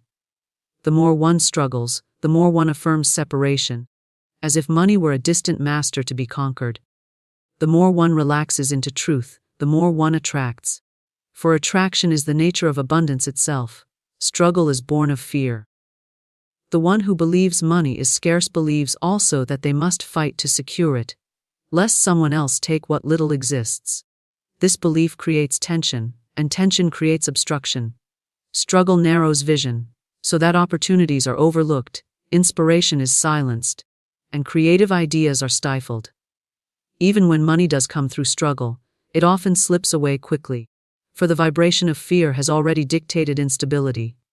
Attraction, however, is born of faith. The one who believes supply is infinite knows that money must appear in perfect time and measure, and this knowing allows them to remain calm, receptive, and creative. Their vision is clear, their intuition sharp, and they recognize opportunities with ease. Money flows towards such a one because nothing in them resists its coming. Attraction is not passive idleness. It is not sitting in inactivity while hoping for miracles. It is active alignment with the law of abundance. This alignment expresses itself through positive thought, confident word, joyful expectation, and inspired action. Actions taken from fear and desperation are struggle, but actions taken from trust and inspiration are attraction. The same task performed with a different inner state produces entirely different results. The person who works while believing they are endlessly striving for survival attracts little, for their belief clouds the work. The person who works while believing money flows easily to them attracts much, for their belief illuminates the work. It is not the effort itself that determines the outcome, but the consciousness behind it. To attract money is to become harmonious with it. Harmony is established by removing thoughts of separation. When one says, money is hard to get, they create distance. When one says, money flows freely to me, they dissolve distance. Money is not a foreign force. It is part of the same universal substance that forms every good thing. The mind that feels at home with wealth, that treats it as natural and welcome, is the mind that draws it in abundance. The mind that treats it as elusive, difficult, or hostile is the mind that repels it unconsciously. Attraction begins with inner comfort, with the ease of knowing that money belongs in one's life, as naturally as air, water, and sunlight. Examples of this law appear constantly. There are those who work tirelessly, exhausting themselves with labor, yet remain in constant shortage. There are others who seem to work with joy and ease, doing less but receiving more. The difference is not in effort but in vibration. The first believes in struggle and thus attracts struggle. The second believes in flow and thus attracts flow. Money answers not to the hours of labor, but to the consciousness directing those hours. This is why two people in the same field, with the same skills, may experience entirely different levels of prosperity. The cause is not external but internal. Attraction also works through joy. Joy is magnetic, for it radiates abundance in its purest form. When one delights in their work, their giving, their creations, they radiate a frequency that money cannot resist. Struggle dampens joy and therefore weakens attraction. The soul that refuses to sacrifice joy for money will find that money comes to support joy instead. This reversal is essential. Instead of saying, I must suffer to gain. The truth is, as I rejoice, I attract. Money follows joy because joy is evidence of alignment with abundance. Generosity strengthens attraction as well. To give freely is to declare inwardly, I live in endless supply. This belief draws more to replenish and expand what has been given. Those who cling tightly, fearing loss, affirm scarcity and thus repel increase. Yet those who release with faith affirm abundance and attract it all the more. The universe responds to the belief behind the act, not the amount given. Even the smallest offering, when given with an abundant spirit, multiplies its return, while even large sums given with fear may yield nothing. Attraction honors the vibration of sufficiency, and generosity is its natural expression. Imagination serves as a powerful tool in the work of attraction. By picturing oneself already surrounded by wealth, already enjoying financial freedom, the mind sends forth a signal that money answers. The subconscious accepts the image as reality and begins to create conditions to match it. This is why visualization, when done with feeling, produces such remarkable results. The more vivid the inner picture, the stronger the vibration of attraction, and the faster the outer world aligns with it. To imagine is to magnetize, and to magnetize is to draw supply without struggle. Struggle drains energy, but attraction multiplies it. The one who struggles ends the day exhausted, feeling no closer to abundance. The one who attracts ends the day uplifted, energized by the certainty that supply is flowing. This difference in energy itself widens the gap between them, for fatigue breeds discouragement, while joy breeds expectation. In every sense, attraction builds momentum, while struggle depletes it. The choice, therefore, is not about how hard one works but about how one thinks, feels, and believes while working.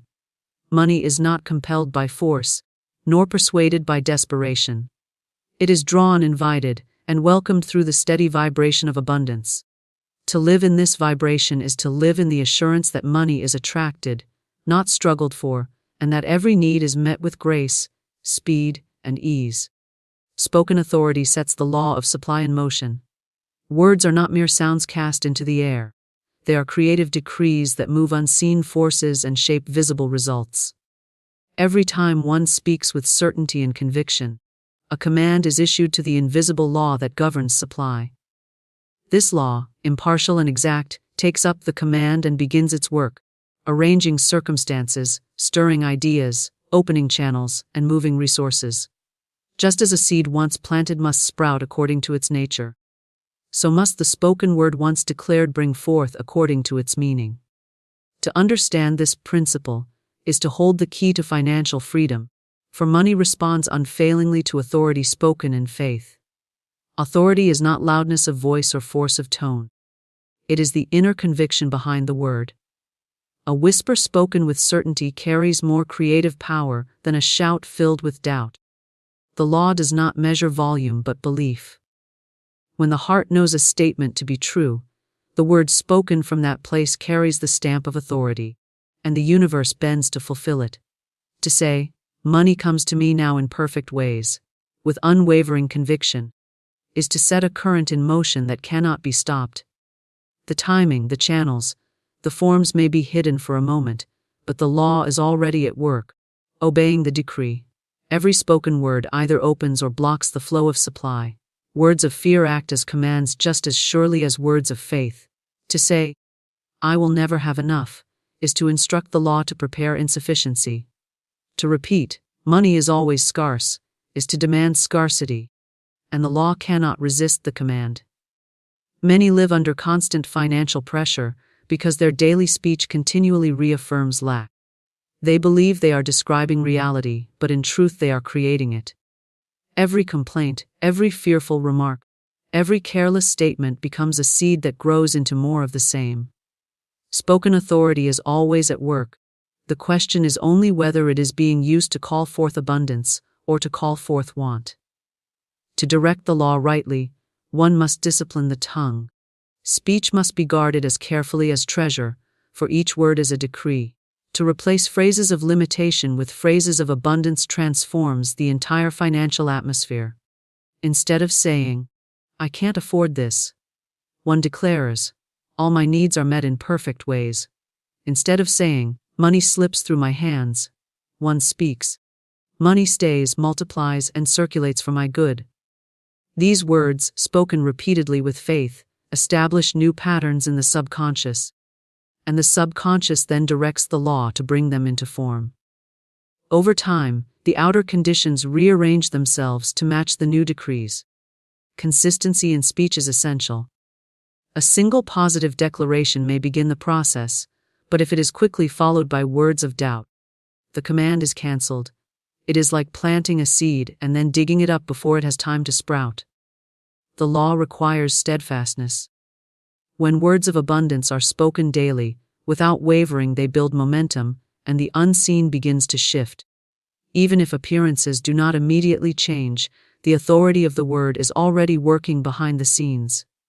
To persist in speaking abundance, regardless of appearances, is to guarantee that abundance must appear, for the law cannot deny a consistent command. Spoken authority is not begging or pleading. Begging implies separation and lack, while authority affirms ownership and dominion. To say, I hope money will come, is weak and uncertain, and the law reflects that weakness with delay or denial. To say, money comes to me now, spoken as fact, is strong and commanding, and the law responds accordingly. The difference lies not in the arrangement of words, but in the consciousness behind them. Authority rests in knowing that one has the right to command supply, that abundance is not a privilege for the few, but a law available to all.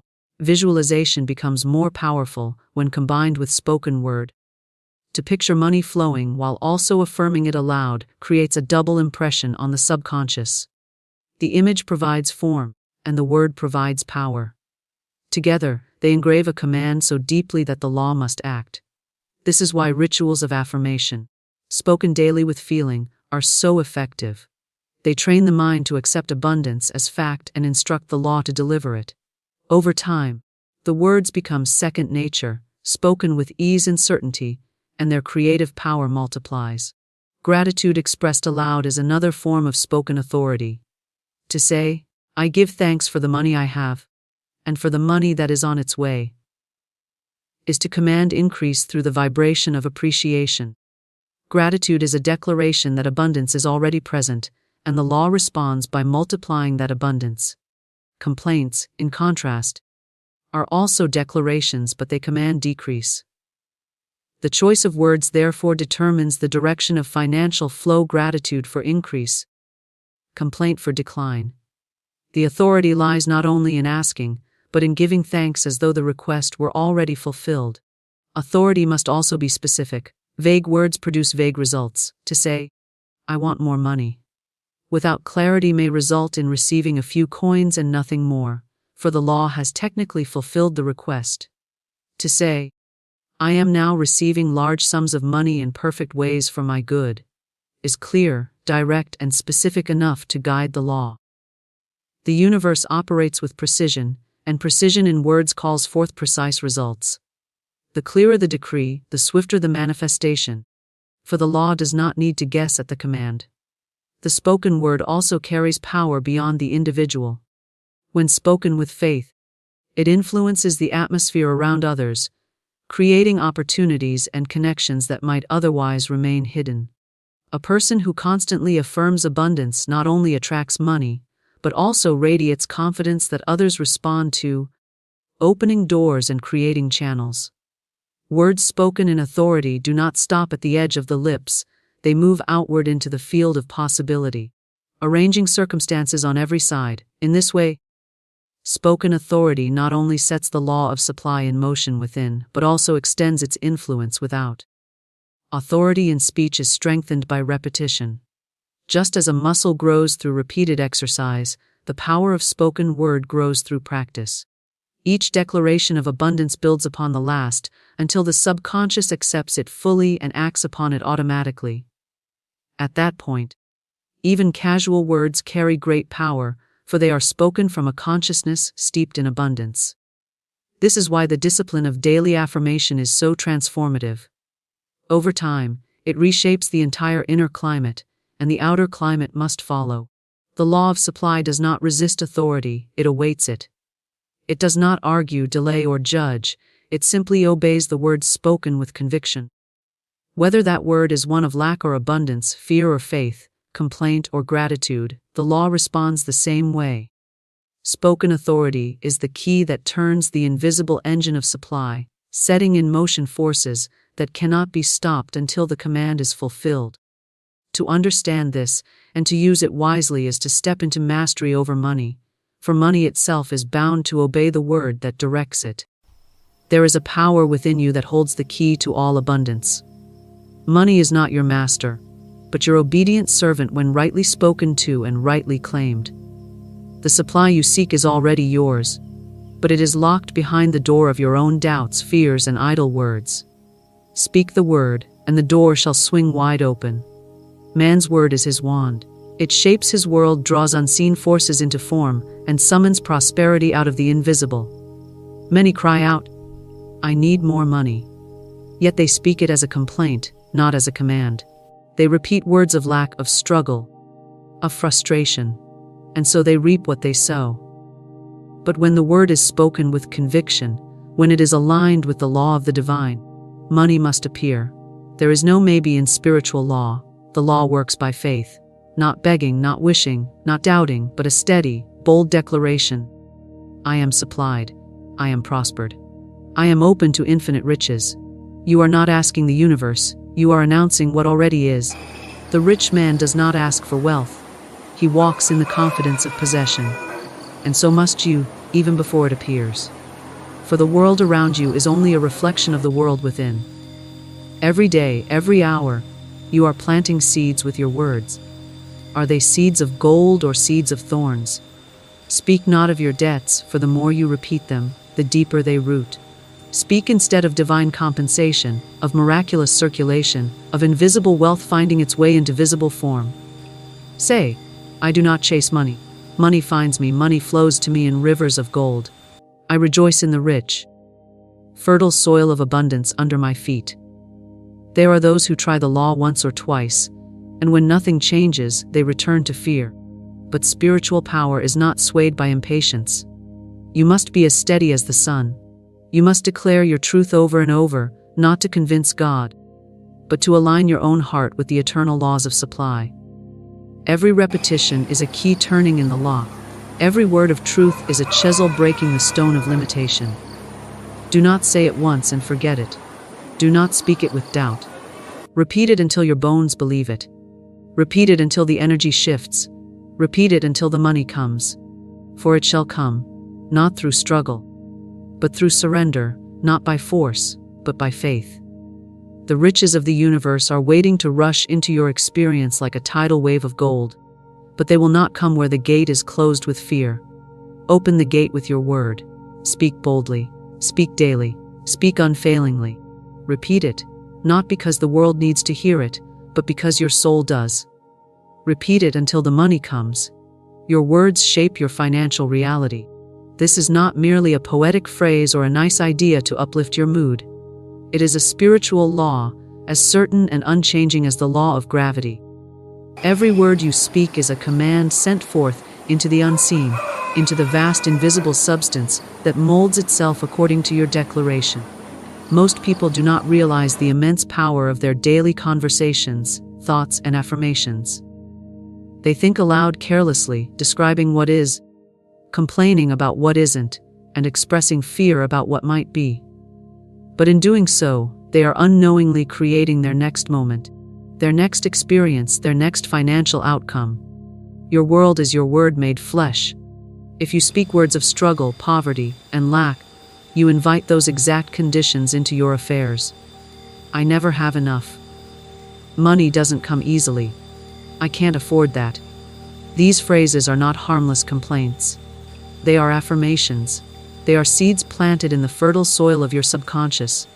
And the soil does not judge the seed. It does not say, "This is a good one, this is bad." It simply grows what is planted. If the seed is one of poverty, the harvest will reflect it.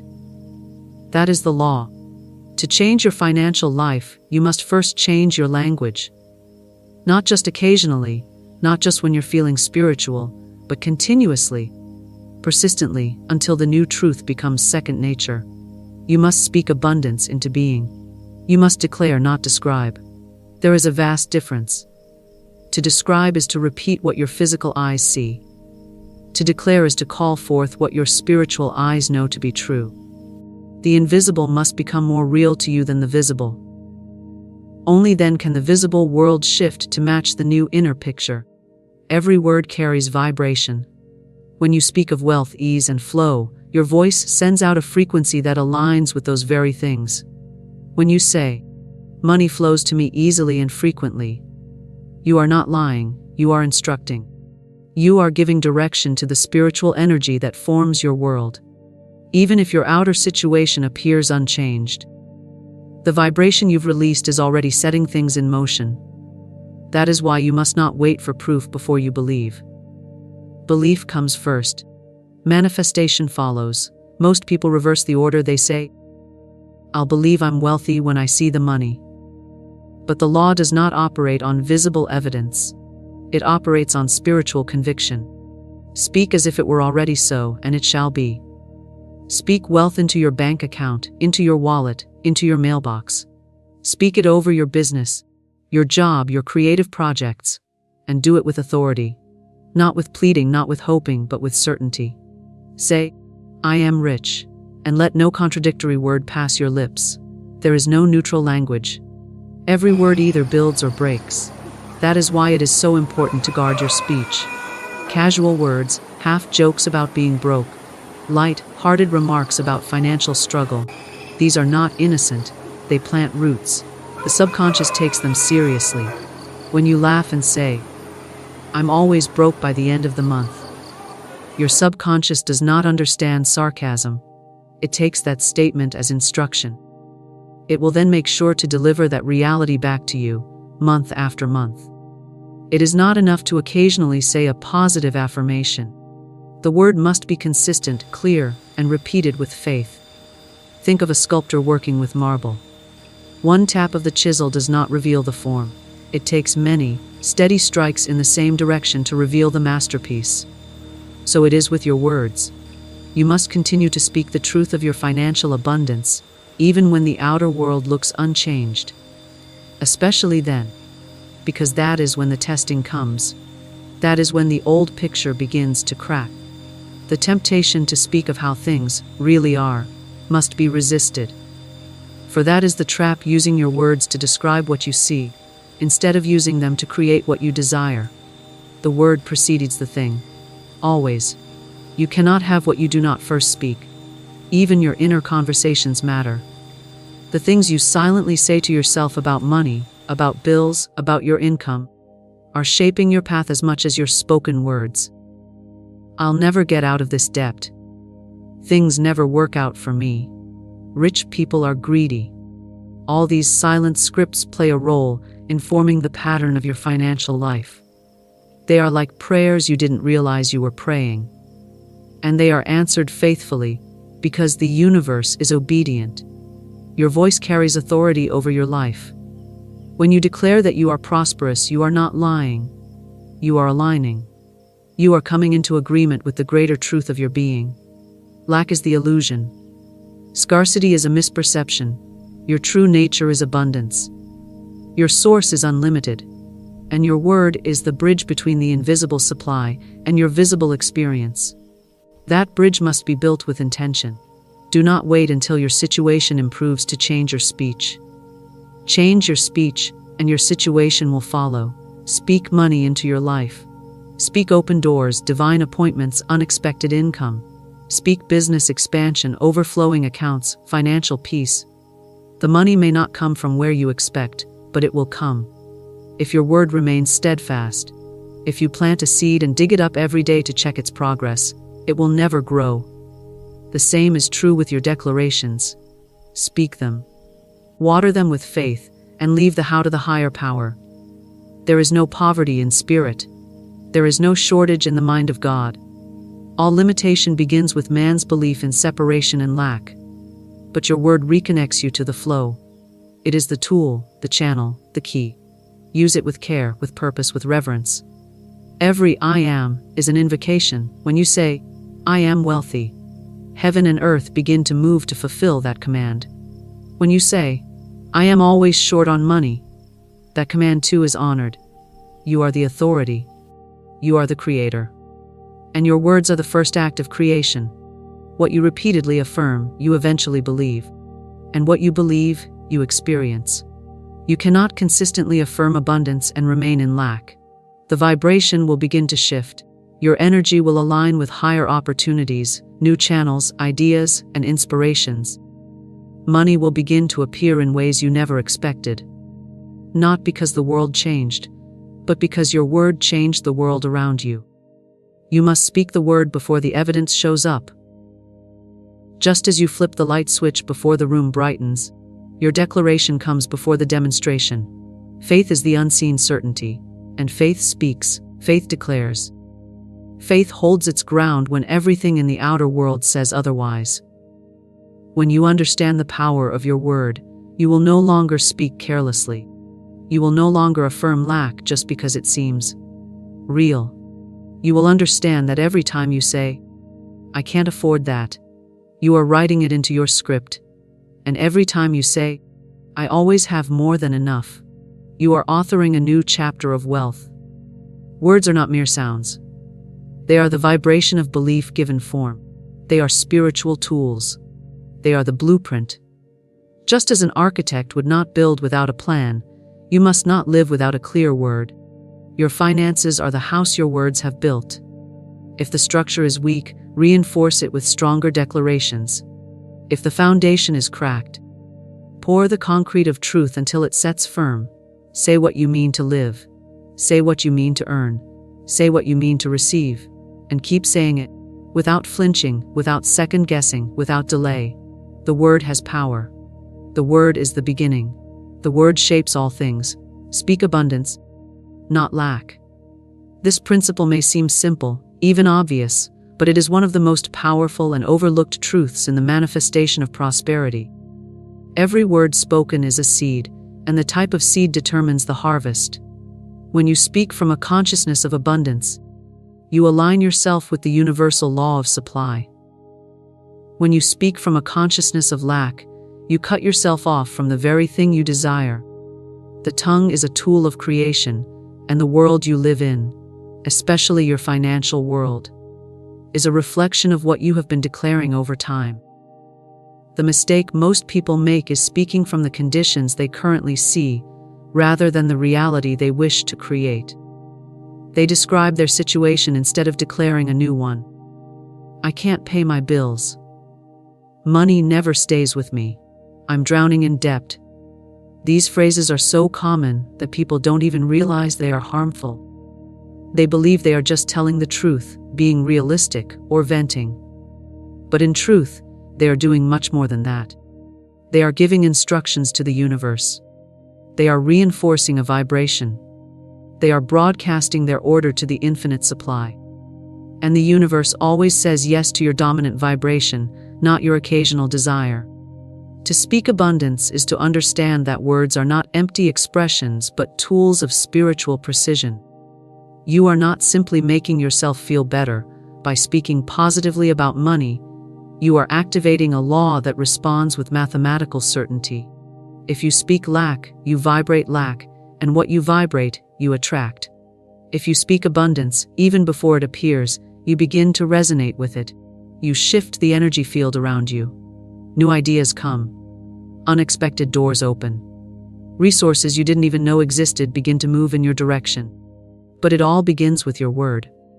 Most people have trained themselves to react to what is instead of claiming what can be. They think, how can I say I'm wealthy when I have no money? The answer is simple: you are not lying. You are choosing the higher truth. The spiritual truth is that abundance is your birthright. You were never meant to struggle, to live in fear of bills, to feel small when it comes to money. These are conditions taught by the world, reinforced by family, culture, and past experience. But they are not the truth. The truth is that there is more than enough for everyone, and the universe is not withholding it from you. It is simply responding to your vibration, and your vibration is shaped by your words. Speak abundance at all times. When you pay a bill, don't grumble. Say, I give thanks that all my financial obligations are paid in full with ease. When you see something you desire but cannot yet afford, don't say, I can't afford that. Say, that is mine by divine right. I bless it and welcome it into my experience at the perfect time. This is not about pretending or fantasizing. It is about reprogramming the subconscious mind to accept wealth as normal, as natural, as expected. The subconscious does not understand sarcasm or subtlety. It records and accepts every word you speak, especially those spoken with emotion.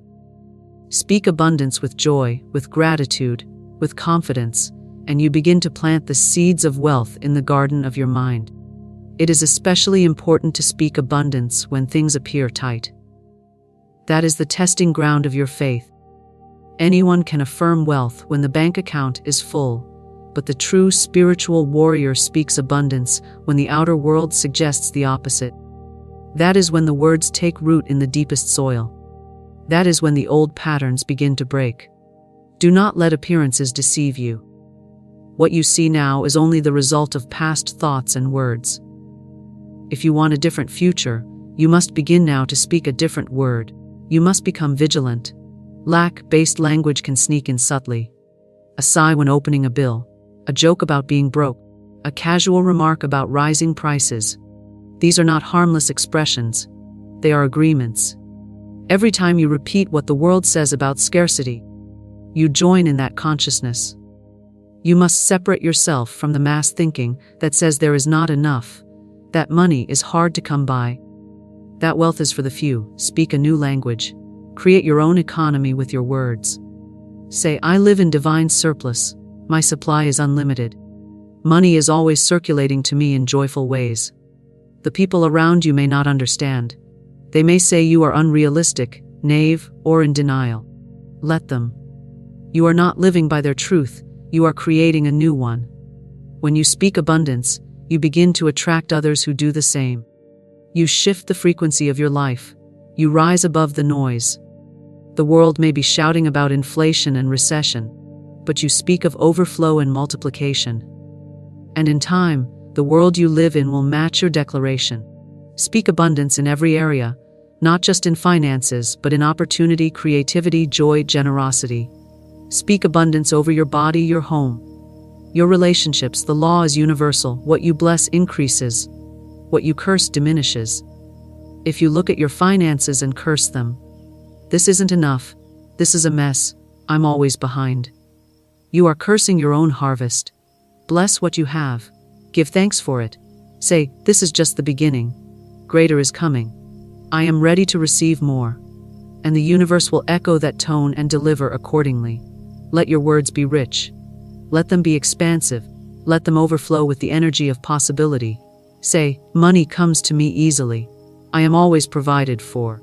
I am in the right place at the right time for financial miracles. Everything I touch prospers. Every dollar I give returns multiplied. I am the channel through which divine wealth flows. Say it when you rise. Say it throughout your day. Say it even when you don't believe it yet. The belief will catch up. The subconscious is trained by repetition, not by logic. You must speak the abundance until it becomes your inner default.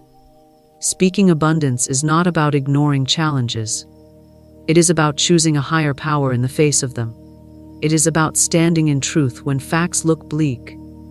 It is about aligning with the invisible law of plenty that undergirds all of creation. Nature does not ration. The ocean does not limit its waves. The sun does not count how many rays it gives each day. The universe is lavish, extravagant, abundant. You are part of that same intelligence. And the way you claim your portion is through your word. Speak it until it becomes. Speak it until the vibration shifts. Speak it until money must obey. Speak abundance, not lack. Faith activates the flow of money. This is not a metaphor, nor a poetic interpretation of spiritual law. It is a literal truth. Faith is the spiritual substance that acts as the switch between the invisible and the visible, between the realm of unlimited supply and the tangible currency that shows up in your hands, in your account, in your life. Faith is the invisible currency of the universe, and when it is strong, clear, and unwavering, it acts like a magnet to prosperity. It is not effort that brings money. It is not worry, stress, or even talent. It is faith, pure, confident, directed belief that knows without needing to see. Faith does not beg. It does not negotiate with circumstances. It does not check the bank account before speaking the word. Faith speaks first. Faith gives thanks before the manifestation. Faith sees beyond appearances and holds firmly to the unseen reality. Many believe that money is made through hard work, through connections, through luck. But those are just channels. The true source is spiritual, and that source responds to the energy of your conviction. When you believe, truly believe, that your needs are met, that supply is flowing, that abundance is your birthright, you activate the law of divine compensation. Faith is not a vague hope or a wish whispered in desperation. It is a bold, inner certainty. It is the spiritual backbone behind your affirmations. You may say, "Money flows to me," but if you say it with doubt, with tension, with disbelief, the vibration contradicts the words. Faith gives life to the word. It fuels the vibration. It makes the declaration real in the unseen before it is real in the physical. It tells the universe, "I am ready. I am aligned. I am open to receive." What to live by faith is to walk through your day as if the money is already on its way, even if there is no sign of it. It is to act as if the door has already opened, the check is already mailed, the opportunity already approved. It is to remain calm in the face of delay, certain in the face of uncertainty, secure when others would panic. This kind of faith cannot be faked. It must be cultivated. It grows through repetition, through practice, through consistent declaration. The more you speak words of abundance with feeling, the more faith begins to grow. It is like a muscle. The more it is used, the stronger it becomes. There is a reason that faith is emphasized in every spiritual tradition. Without it, nothing moves. Faith is the permission slip you give to the universe. It is the open door. It is the key that unlocks the vault of divine supply. You do not need to understand the mechanics of how the money will come. You do not need to map the route or manage the timing. You need only believe that it is done, that it is yours, and that the way will be made clear. Many people say they have faith, but they measure it by results. True faith does not wait for results. It creates results. It speaks the word, gives thanks, and moves on, knowing that what has been spoken is now in process. It does not obsess. It does not beg the universe to hurry. It does not check the soil every hour to see if the seed has sprouted. It trusts the law. It trusts the process. It trusts the power behind the promise. Money is spiritual substance. It is not inherently material. It only appears in material form. But its essence is invisible energy, and it responds to the higher vibrations of gratitude, trust, and faith. Fear repels it. Doubt delays it. Anxiety blocks it. But faith draws it in. Faith opens the channel. Faith creates the vacuum that the universe rushes to fill. And that vacuum must be created through your belief, through your expectation, through your unwavering inner stance that says, "It is already done." When you worry about money, you are engaging in a form of negative faith. You are believing in lack. You are having faith in struggle. You are rehearsing a future of limitation. And because the universe does not judge, it responds to that faith just as readily as it responds to faith in prosperity. This is why it is so important to direct your belief consciously. You are always believing in something. The question is, are you believing in shortage, or are you believing in supply? To build faith in the flow of money, you must first become aware of what you have been placing your faith in. Listen to your inner dialogue. Do you often think, "There's never enough"? Do you assume something will go wrong just when things begin to go right? Do you believe money is hard to get, or that you have to fight to keep it? These beliefs are forms of faith, faith in misfortune. You must replace them with new declarations that align with the truth of abundance. Start saying, "Money flows to me easily and frequently. I always have more than enough. The universe supports me financially in every way." Say these things not just once, not just in the morning, but constantly, until the words are soaked with belief. As you do, a shift begins to occur. The energy field around you begins to lighten. Doors begin to crack open. A refund you forgot about arrives. A new client appears. A debt is forgiven. These are signs that your faith is working. They are responses to the new vibration you are holding. Act in faith as well. Give generously, even if the amount is small. Giving is a statement of abundance. It is a demonstration of faith that says, I live in a world of plenty, and what I give returns multiplied. Take inspired action without needing a guarantee. Apply for the opportunity, launch the idea, offer the service. Faith without works is dormant, but faith combined with movement creates momentum. The universe meets you at your level of willingness to believe and act. When you place your full trust in divine supply, you begin to see money not as something to chase, but something that comes to you through alignment. You do not need to manipulate, compete, or struggle. You do not need to hustle for every dollar. Instead, you hold the vibration of abundance and let the right people, opportunities, and resources find their way to you. This is not passivity, it is receptivity. It is magnetic, it is powerful. Train yourself to remain faithful in moments of doubt. When a bill arrives and fear rises, affirm, this is already paid by divine supply. When something breaks or a need arises, say, there is always more where that came from. When uncertainty clouds the future, speak clarity, I am always guided. Provision goes before me. These declarations are not wishful thinking, they are acts of faith, and faith activates the flow. Even in silence, your faith is speaking. Your posture, your decisions, your thoughts, all reveal where your trust lies. When you begin to live from a place of deep faith in abundance, you change your relationship with money. It no longer feels distant, limited, or conditional. It becomes part of your natural flow. It becomes a spiritual companion, responding to your inner certainty rather than your outer struggle. Faith is the first currency. It is what you spend before the money appears. It is the seed before the harvest. It is the word before the manifestation. When you walk in faith, speak in faith, give in faith, and rest in faith, you create an environment where money must appear, not because you forced it, but because the law was activated by your belief. Consistency in declaration unlocks prosperity. The spiritual laws that govern abundance are not moved by occasional inspiration or half-hearted affirmations spoken once in a while. They respond to steady, persistent, unwavering repetition. Your words are building blocks, and every declaration you make is either reinforcing the structure of prosperity or tearing it down. Many people begin to speak words of abundance when they feel desperate or motivated, but they do not sustain the vibration. They speak one day and forget the next. They declare prosperity with conviction in the morning and contradict it with fear and complaint by evening. Then they wonder why nothing changes. The universe does not reward randomness, it rewards consistency. It listens to your most repeated and emotionally charged expressions. If your consistent inner dialogue is filled with doubt, worry, and stories of lack, that becomes the blueprint the universe follows. If your consistent inner dialogue is filled with power, certainty, and gratitude for your ever-growing wealth, that becomes your magnetic field. Prosperity is not earned through effort alone. It is magnetized through aligned, consistent energy.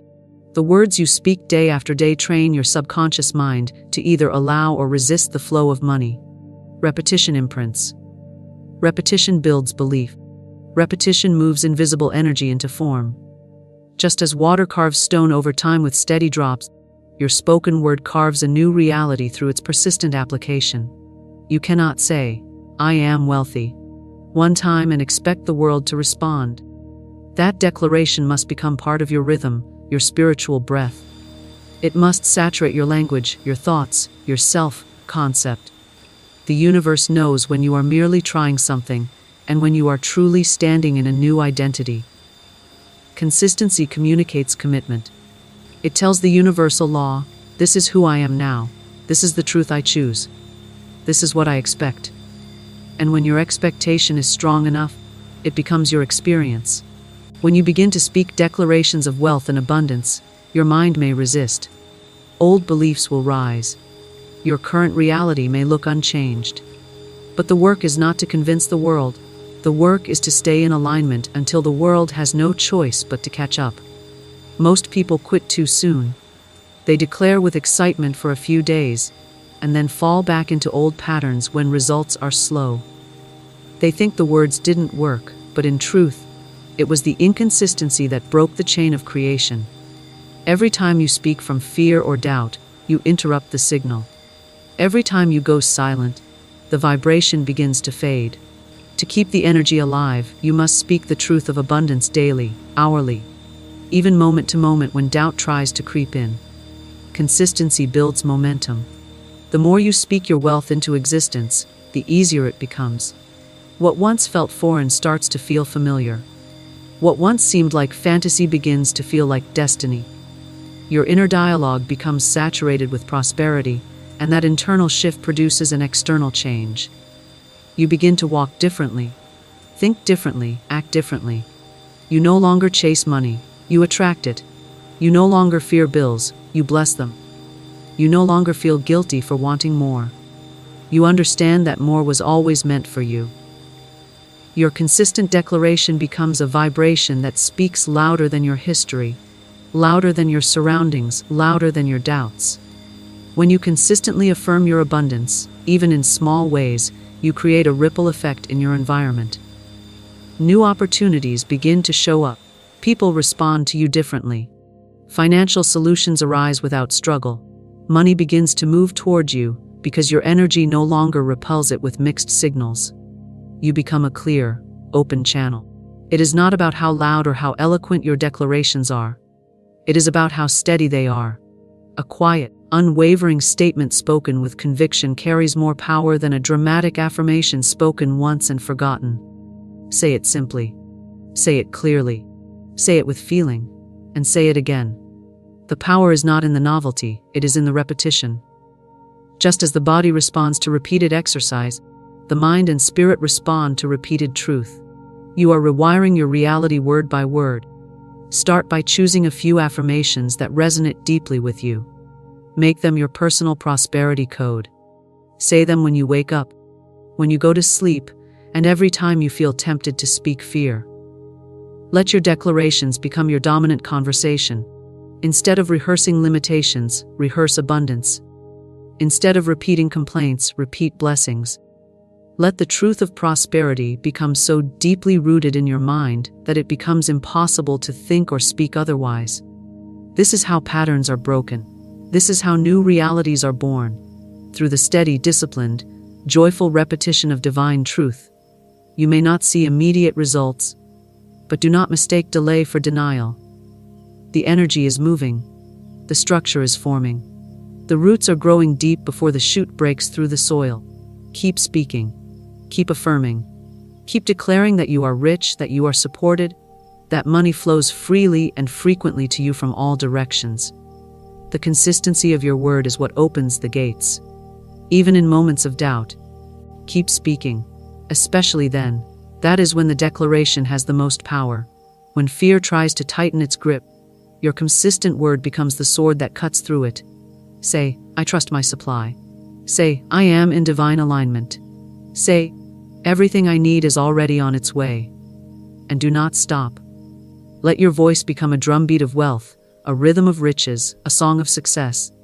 Let it be so regular, so normal, so constant, that even your unconscious thoughts begin to echo the same frequency.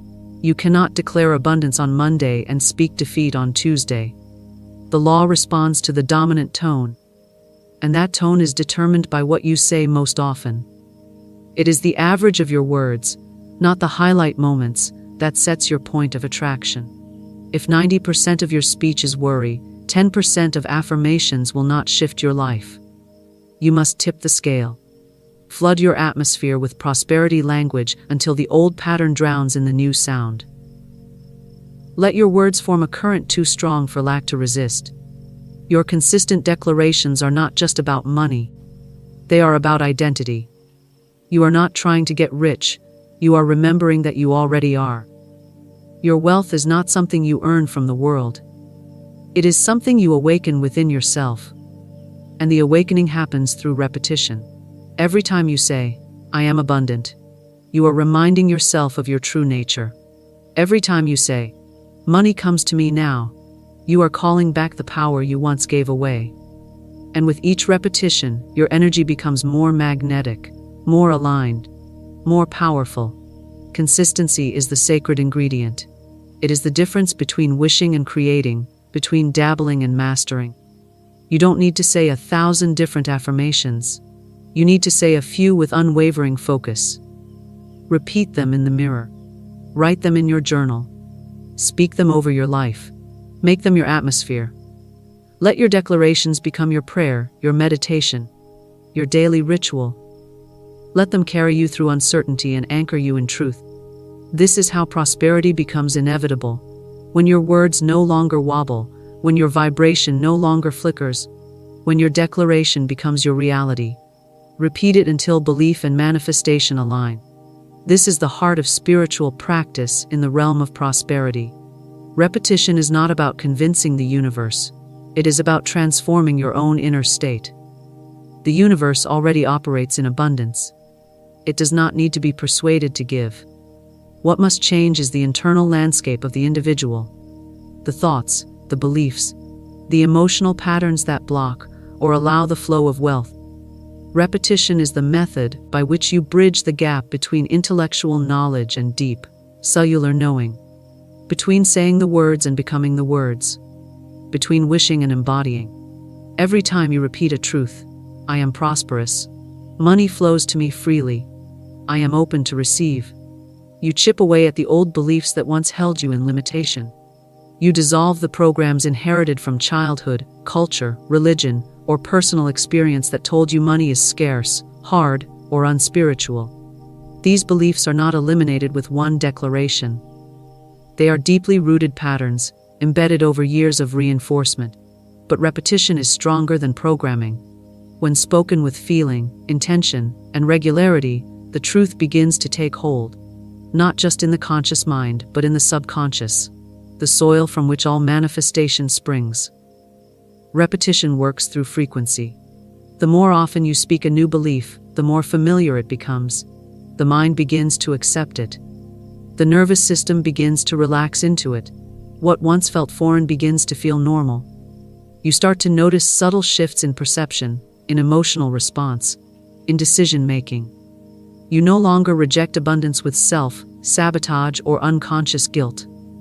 You begin to feel worthy of wealth, not because you earned it through suffering, but because you aligned with it through truth. The process is rarely instant. At first, it may feel like you're lying to yourself. The words may feel hollow or forced. But that is the nature of transformation. You are not affirming what is, you are affirming what is becoming. You are training your vibration ahead of your circumstances. You are speaking from the future self, who already knows abundance as reality. That future self is not separate from you. It is waiting for you to rise to its frequency. Repetition is the stairway to that higher identity. You must repeat until the new belief becomes stronger than the old one, until the fear becomes quieter than the faith, until the words no longer require effort because they have become your default. Just as a path is worn into the grass by repeated steps, a new mental groove is created through repeated declarations. The more you walk that path, the clearer it becomes. Eventually, it becomes the only path. You forget the way of worry. You lose your attachment to limitation. You no longer identify with the version of yourself who doubted, feared, or felt unworthy. When belief and manifestation align, there is no delay between desire and demonstration. The moment you declare something and fully believe it, it begins to appear. The outer world becomes a mirror of your inner truth. This is why repetition is not just a practice. It is a spiritual discipline. It is the daily weaving of a new energetic fabric. You are constructing an identity that magnetizes wealth, not through effort but through alignment. Do not judge the process by speed. Some affirmations may click into place quickly, while others take longer. The ones that resist are revealing where the deepest healing is needed. They are opportunities to strengthen your practice, to go deeper, to reinforce the truth until it overpowers the lie. If you feel frustration, speak through it. If you feel doubt, speak louder. If you see no results, keep speaking. The invisible shifts before the visible. The roots grow before the fruit appears. Your job is not to force the outcome but to hold the frequency. Repetition is not monotony. It is sacred rhythm. Just as a heartbeat is repetitive yet vital, your spoken word becomes a pulse that feeds your energetic body. Every repetition sends out a vibration.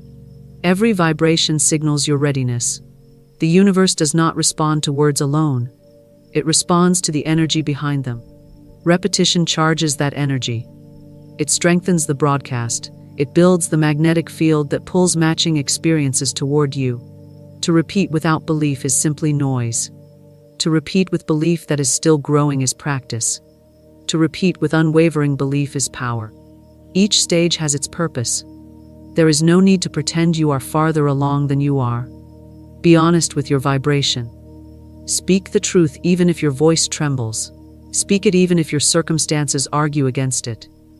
Speak it until your soul catches fire with conviction. Speak it until the new belief feels more real than the evidence of your eyes. Affirmations are not spells, they are agreements. You are entering into a new agreement with reality, one where money is not a struggle, but a natural expression of your divine inheritance. But an agreement must be signed with persistence. The universe takes your consistency as a signal that you are serious. That you are no longer entertaining conflicting stories. That you have chosen your truth and are willing to stand by it, no matter how things appear. When your inner conversation becomes one of wealth, ease, generosity, and trust, your outer life must eventually reflect that. There is no other possibility. But the conversation must be repeated, refined, and reinforced. You are becoming fluent in the language of abundance. Like learning any new language, fluency comes through practice. Mistakes will happen. Old phrases may slip out. But as long as the new language is spoken more often, it becomes dominant. It becomes the default. And from that default, new realities are born. Some days the words will flow effortlessly. Other days they may feel dry, mechanical, or even painful. Speak them anyway. The power is not in how you feel in the moment, but in the fact that you showed up. That you kept the rhythm. That you honored the truth even when the lie tried to return. Each repetition strengthens the signal. Each spoken word adds energy to the field. Each day you choose the truth, you are saying, I trust the process. I trust the law. I trust that my word creates my world. This is not about shouting into the void. It is about co-creating with a living, responsive universe. One that mirrors your dominant belief, your steady tone, your emotional frequency. When belief and manifestation align, it is because you have repeated the truth so often that it became your reality. Not through force, not through chance, but through devotion, through focus, through the power of your word, spoken in rhythm with your vision, until nothing else could take root. Repeat it until belief is no longer effort, but identity. Repeat it until the words are not just said but lived. Repeat it until you no longer wonder whether it is working, because you have become the embodiment of wealth itself. Beloved, as you awaken this morning, know that you have entered a new chapter in the book of your life. Yesterday is gone, and today is fresh and untouched, waiting for the words you will speak, the thoughts you will hold, and the vision you will sustain. Take a slow, deep breath and feel the life of God filling your lungs. Let the stillness of this morning remind you that all is well, all is provided for, all is arranged in perfect order. The sun rises for you, the air moves for you, the whole universe turns in your favor when you are in harmony with divine law. Let the cares of yesterday slip away like shadows in the light. You are not here to repeat old lack. You are here to receive new supply. Right now, the currents of divine substance are flowing toward you, streams of ideas, channels of provision, perfect connections. You need not force them. You only need to open to them, and you open by agreement. Agree now that today will be a day of abundance, a day of favor, a day where the invisible hand of God delivers exactly what is yours by divine right. See yourself standing in the morning light. Golden rays touch your face, and each ray is a stream of supply. Feel that warmth enter your heart, spreading through your body, bringing with it a sense of calm confidence. In this light, there is no hurry, no worry, no strain. It is done. Your word has already been received. Your good is already prepared. As you breathe, say softly in your spirit, I am one with the infinite supply. All that is mine by divine right now appears under grace in perfect ways. Feel those words settle in you like seeds in fertile soil. Your mind is the gate, and today you keep it open only to thoughts that bless. If a thought of fear approaches, you simply say, I do not plant you, and you let it pass. You plant only what you desire to see grow. You plant joy by giving thanks. You plant wealth by speaking it as here and now. You plant peace by resting in the truth that all is unfolding for your highest good. Hear these words and let them be your own. I am rich in thought, rich in love, rich in faith. Money is my servant. I am not its servant. It comes to me in expected and unexpected ways. Every channel is free and clear. No man can block what is mine by divine right. No circumstance can delay what is already appointed to appear. I live in harmony with the law, and the law delivers to me daily. See yourself moving through your day with ease. Every encounter is pleasant. Every exchange is balanced. Every decision is guided. You give without fear, and you receive without guilt. Money flows to you as easily as the tide comes to shore, and you welcome it with joy, knowing it blesses you and blesses others. The more you bless it, the more faithfully it returns. Let gratitude rise in you now, not for what will come, but for what is already present in the unseen. Say in your heart, I give thanks for my overflowing supply. I give thanks for the perfect work, the perfect ideas, the perfect opportunities that meet me today. I give thanks for the divine protection, divine guidance, and divine timing that never fail.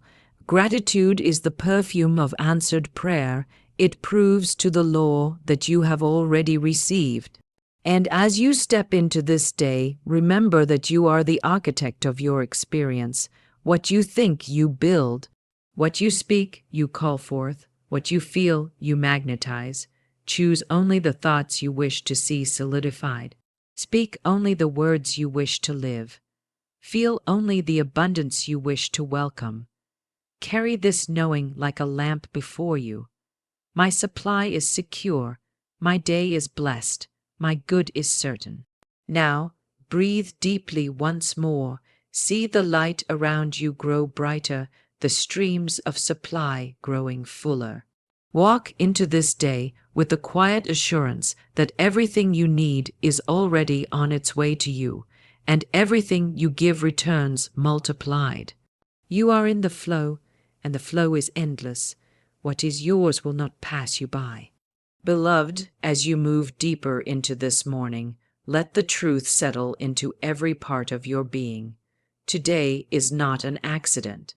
This day has been prepared for you, and you have been prepared for it. Every step you take will meet the right people, the right ideas, the right provisions, because divine law cannot fail. There is no shortage in God's storehouse, and you are the rightful heir to all that is good. Release every thought that tells you there is not enough. Those thoughts are lies with no power except the power you give them. Let them dissolve now, and in their place plant the unwavering truth, there is always enough for me. See yourself surrounded by an atmosphere of plenty. It stretches beyond the walls of your home, beyond the city you live in, beyond the edges of what you can see. This abundance is not dependent on your job, your bank balance, or another person's opinion. It is rooted in the infinite. The supply is already here, circulating freely, and you are part of that perfect circulation. As you take in the breath of this morning, you take in the breath of divine substance. Every inhale draws more supply into your experience. Every exhale releases gratitude into the world. Say within yourself, all channels are open to me. All gates are unlocked for me. I am surrounded by divine activity working for my good. Feel the ease of that knowing. You do not have to chase what is yours. It comes to you because it knows your name. It recognizes your vibration.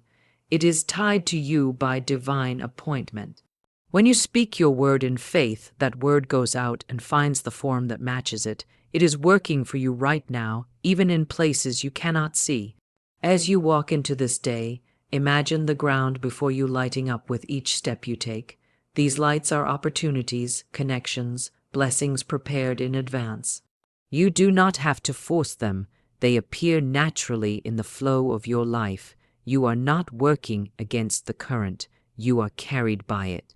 Each moment is bringing you closer to the visible demonstration of what is already yours in the invisible. Affirm this quietly but with conviction. I am an open vessel for divine supply. Money flows to me in perfect ways. Ideas flow to me in perfect ways. Love flows to me in perfect ways. I live in the rhythm of giving and receiving, and I am always in balance. Let these words wash over you like waves, cleansing away any trace of worry or resistance. The more you rest in this truth, the faster it becomes visible in your affairs. Beloved, remember that divine timing is not delay. The moment you spoke your word, it was done in spirit. The time you are in now is simply the unfolding, the divine arrangement of people, places, and events, so that when your good appears, it is perfect and complete. Do not disturb the process with doubt. Keep blessing it with gratitude. Keep speaking as if it is already here. You are the keeper of the vibration, and the vibration is the signal that draws your supply. This morning, decide to walk as one who already holds the answer, already lives in the manifestation, already enjoys the result. Let your words today reflect the certainty of your spirit. Speak increase, speak ease, speak joy, and the day will shape itself to match your decree. Beloved, let us go further into this sacred morning, for the soil of your mind is rich and ready. What you plant now will rise to meet you in the hours ahead. Every thought is a seed, and the law does not question which you choose. It simply grows what you tend. If you plant peace, peace will walk beside you today. If you plant wealth, wealth will find its way into your hands. The soil does not argue, and it does not delay. It answers to the seed, and the seed answers to the sower.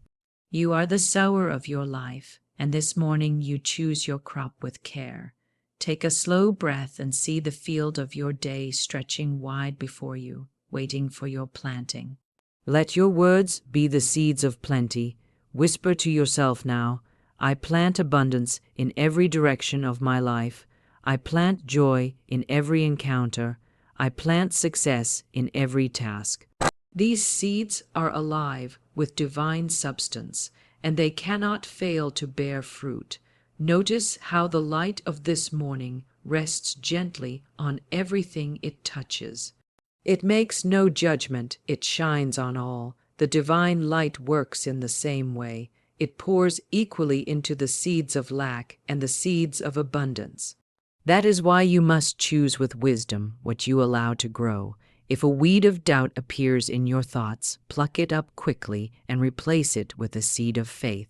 If a memory of failure tries to root itself, replace it at once with the vision of your success, already accomplished, already celebrated. Say within yourself, I tend my garden with love. I water my desires with faith. I harvest only what I wish to see. You are not at the mercy of the seasons. You are aligned with the law that governs them. This means your harvest can come swiftly, abundantly, and in perfect order. The old crop of lack is fading because you no longer feed it. The new crop of supply is already sprouting because you bless it daily.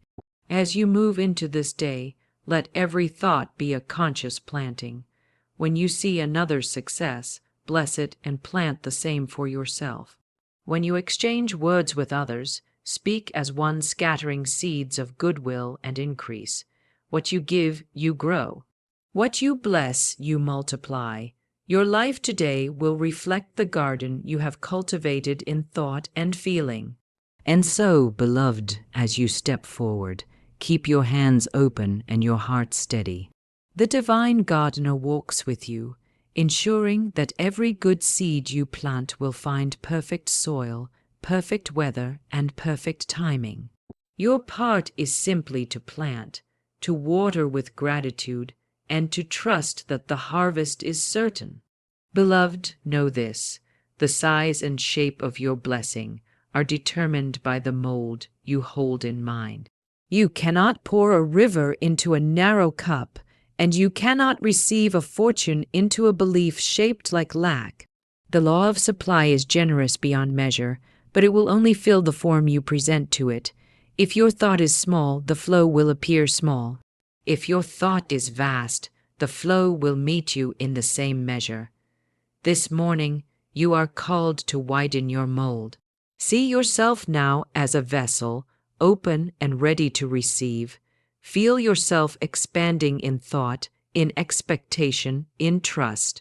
If you have been accustomed to thinking in just enough, stretch it now to more than enough. If you have been used to hoping for a little extra, expand it to overflow.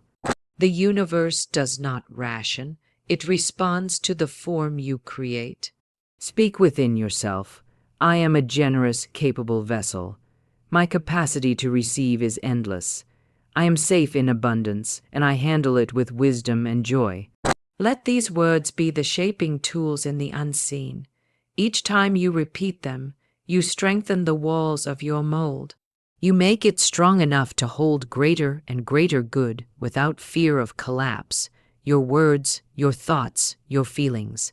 These are not decorations. They are the dimensions of your mold. When you say, I can't manage more, you shrink it. When you say, I am ready for more, you enlarge it. When you feel unworthy, you weaken it.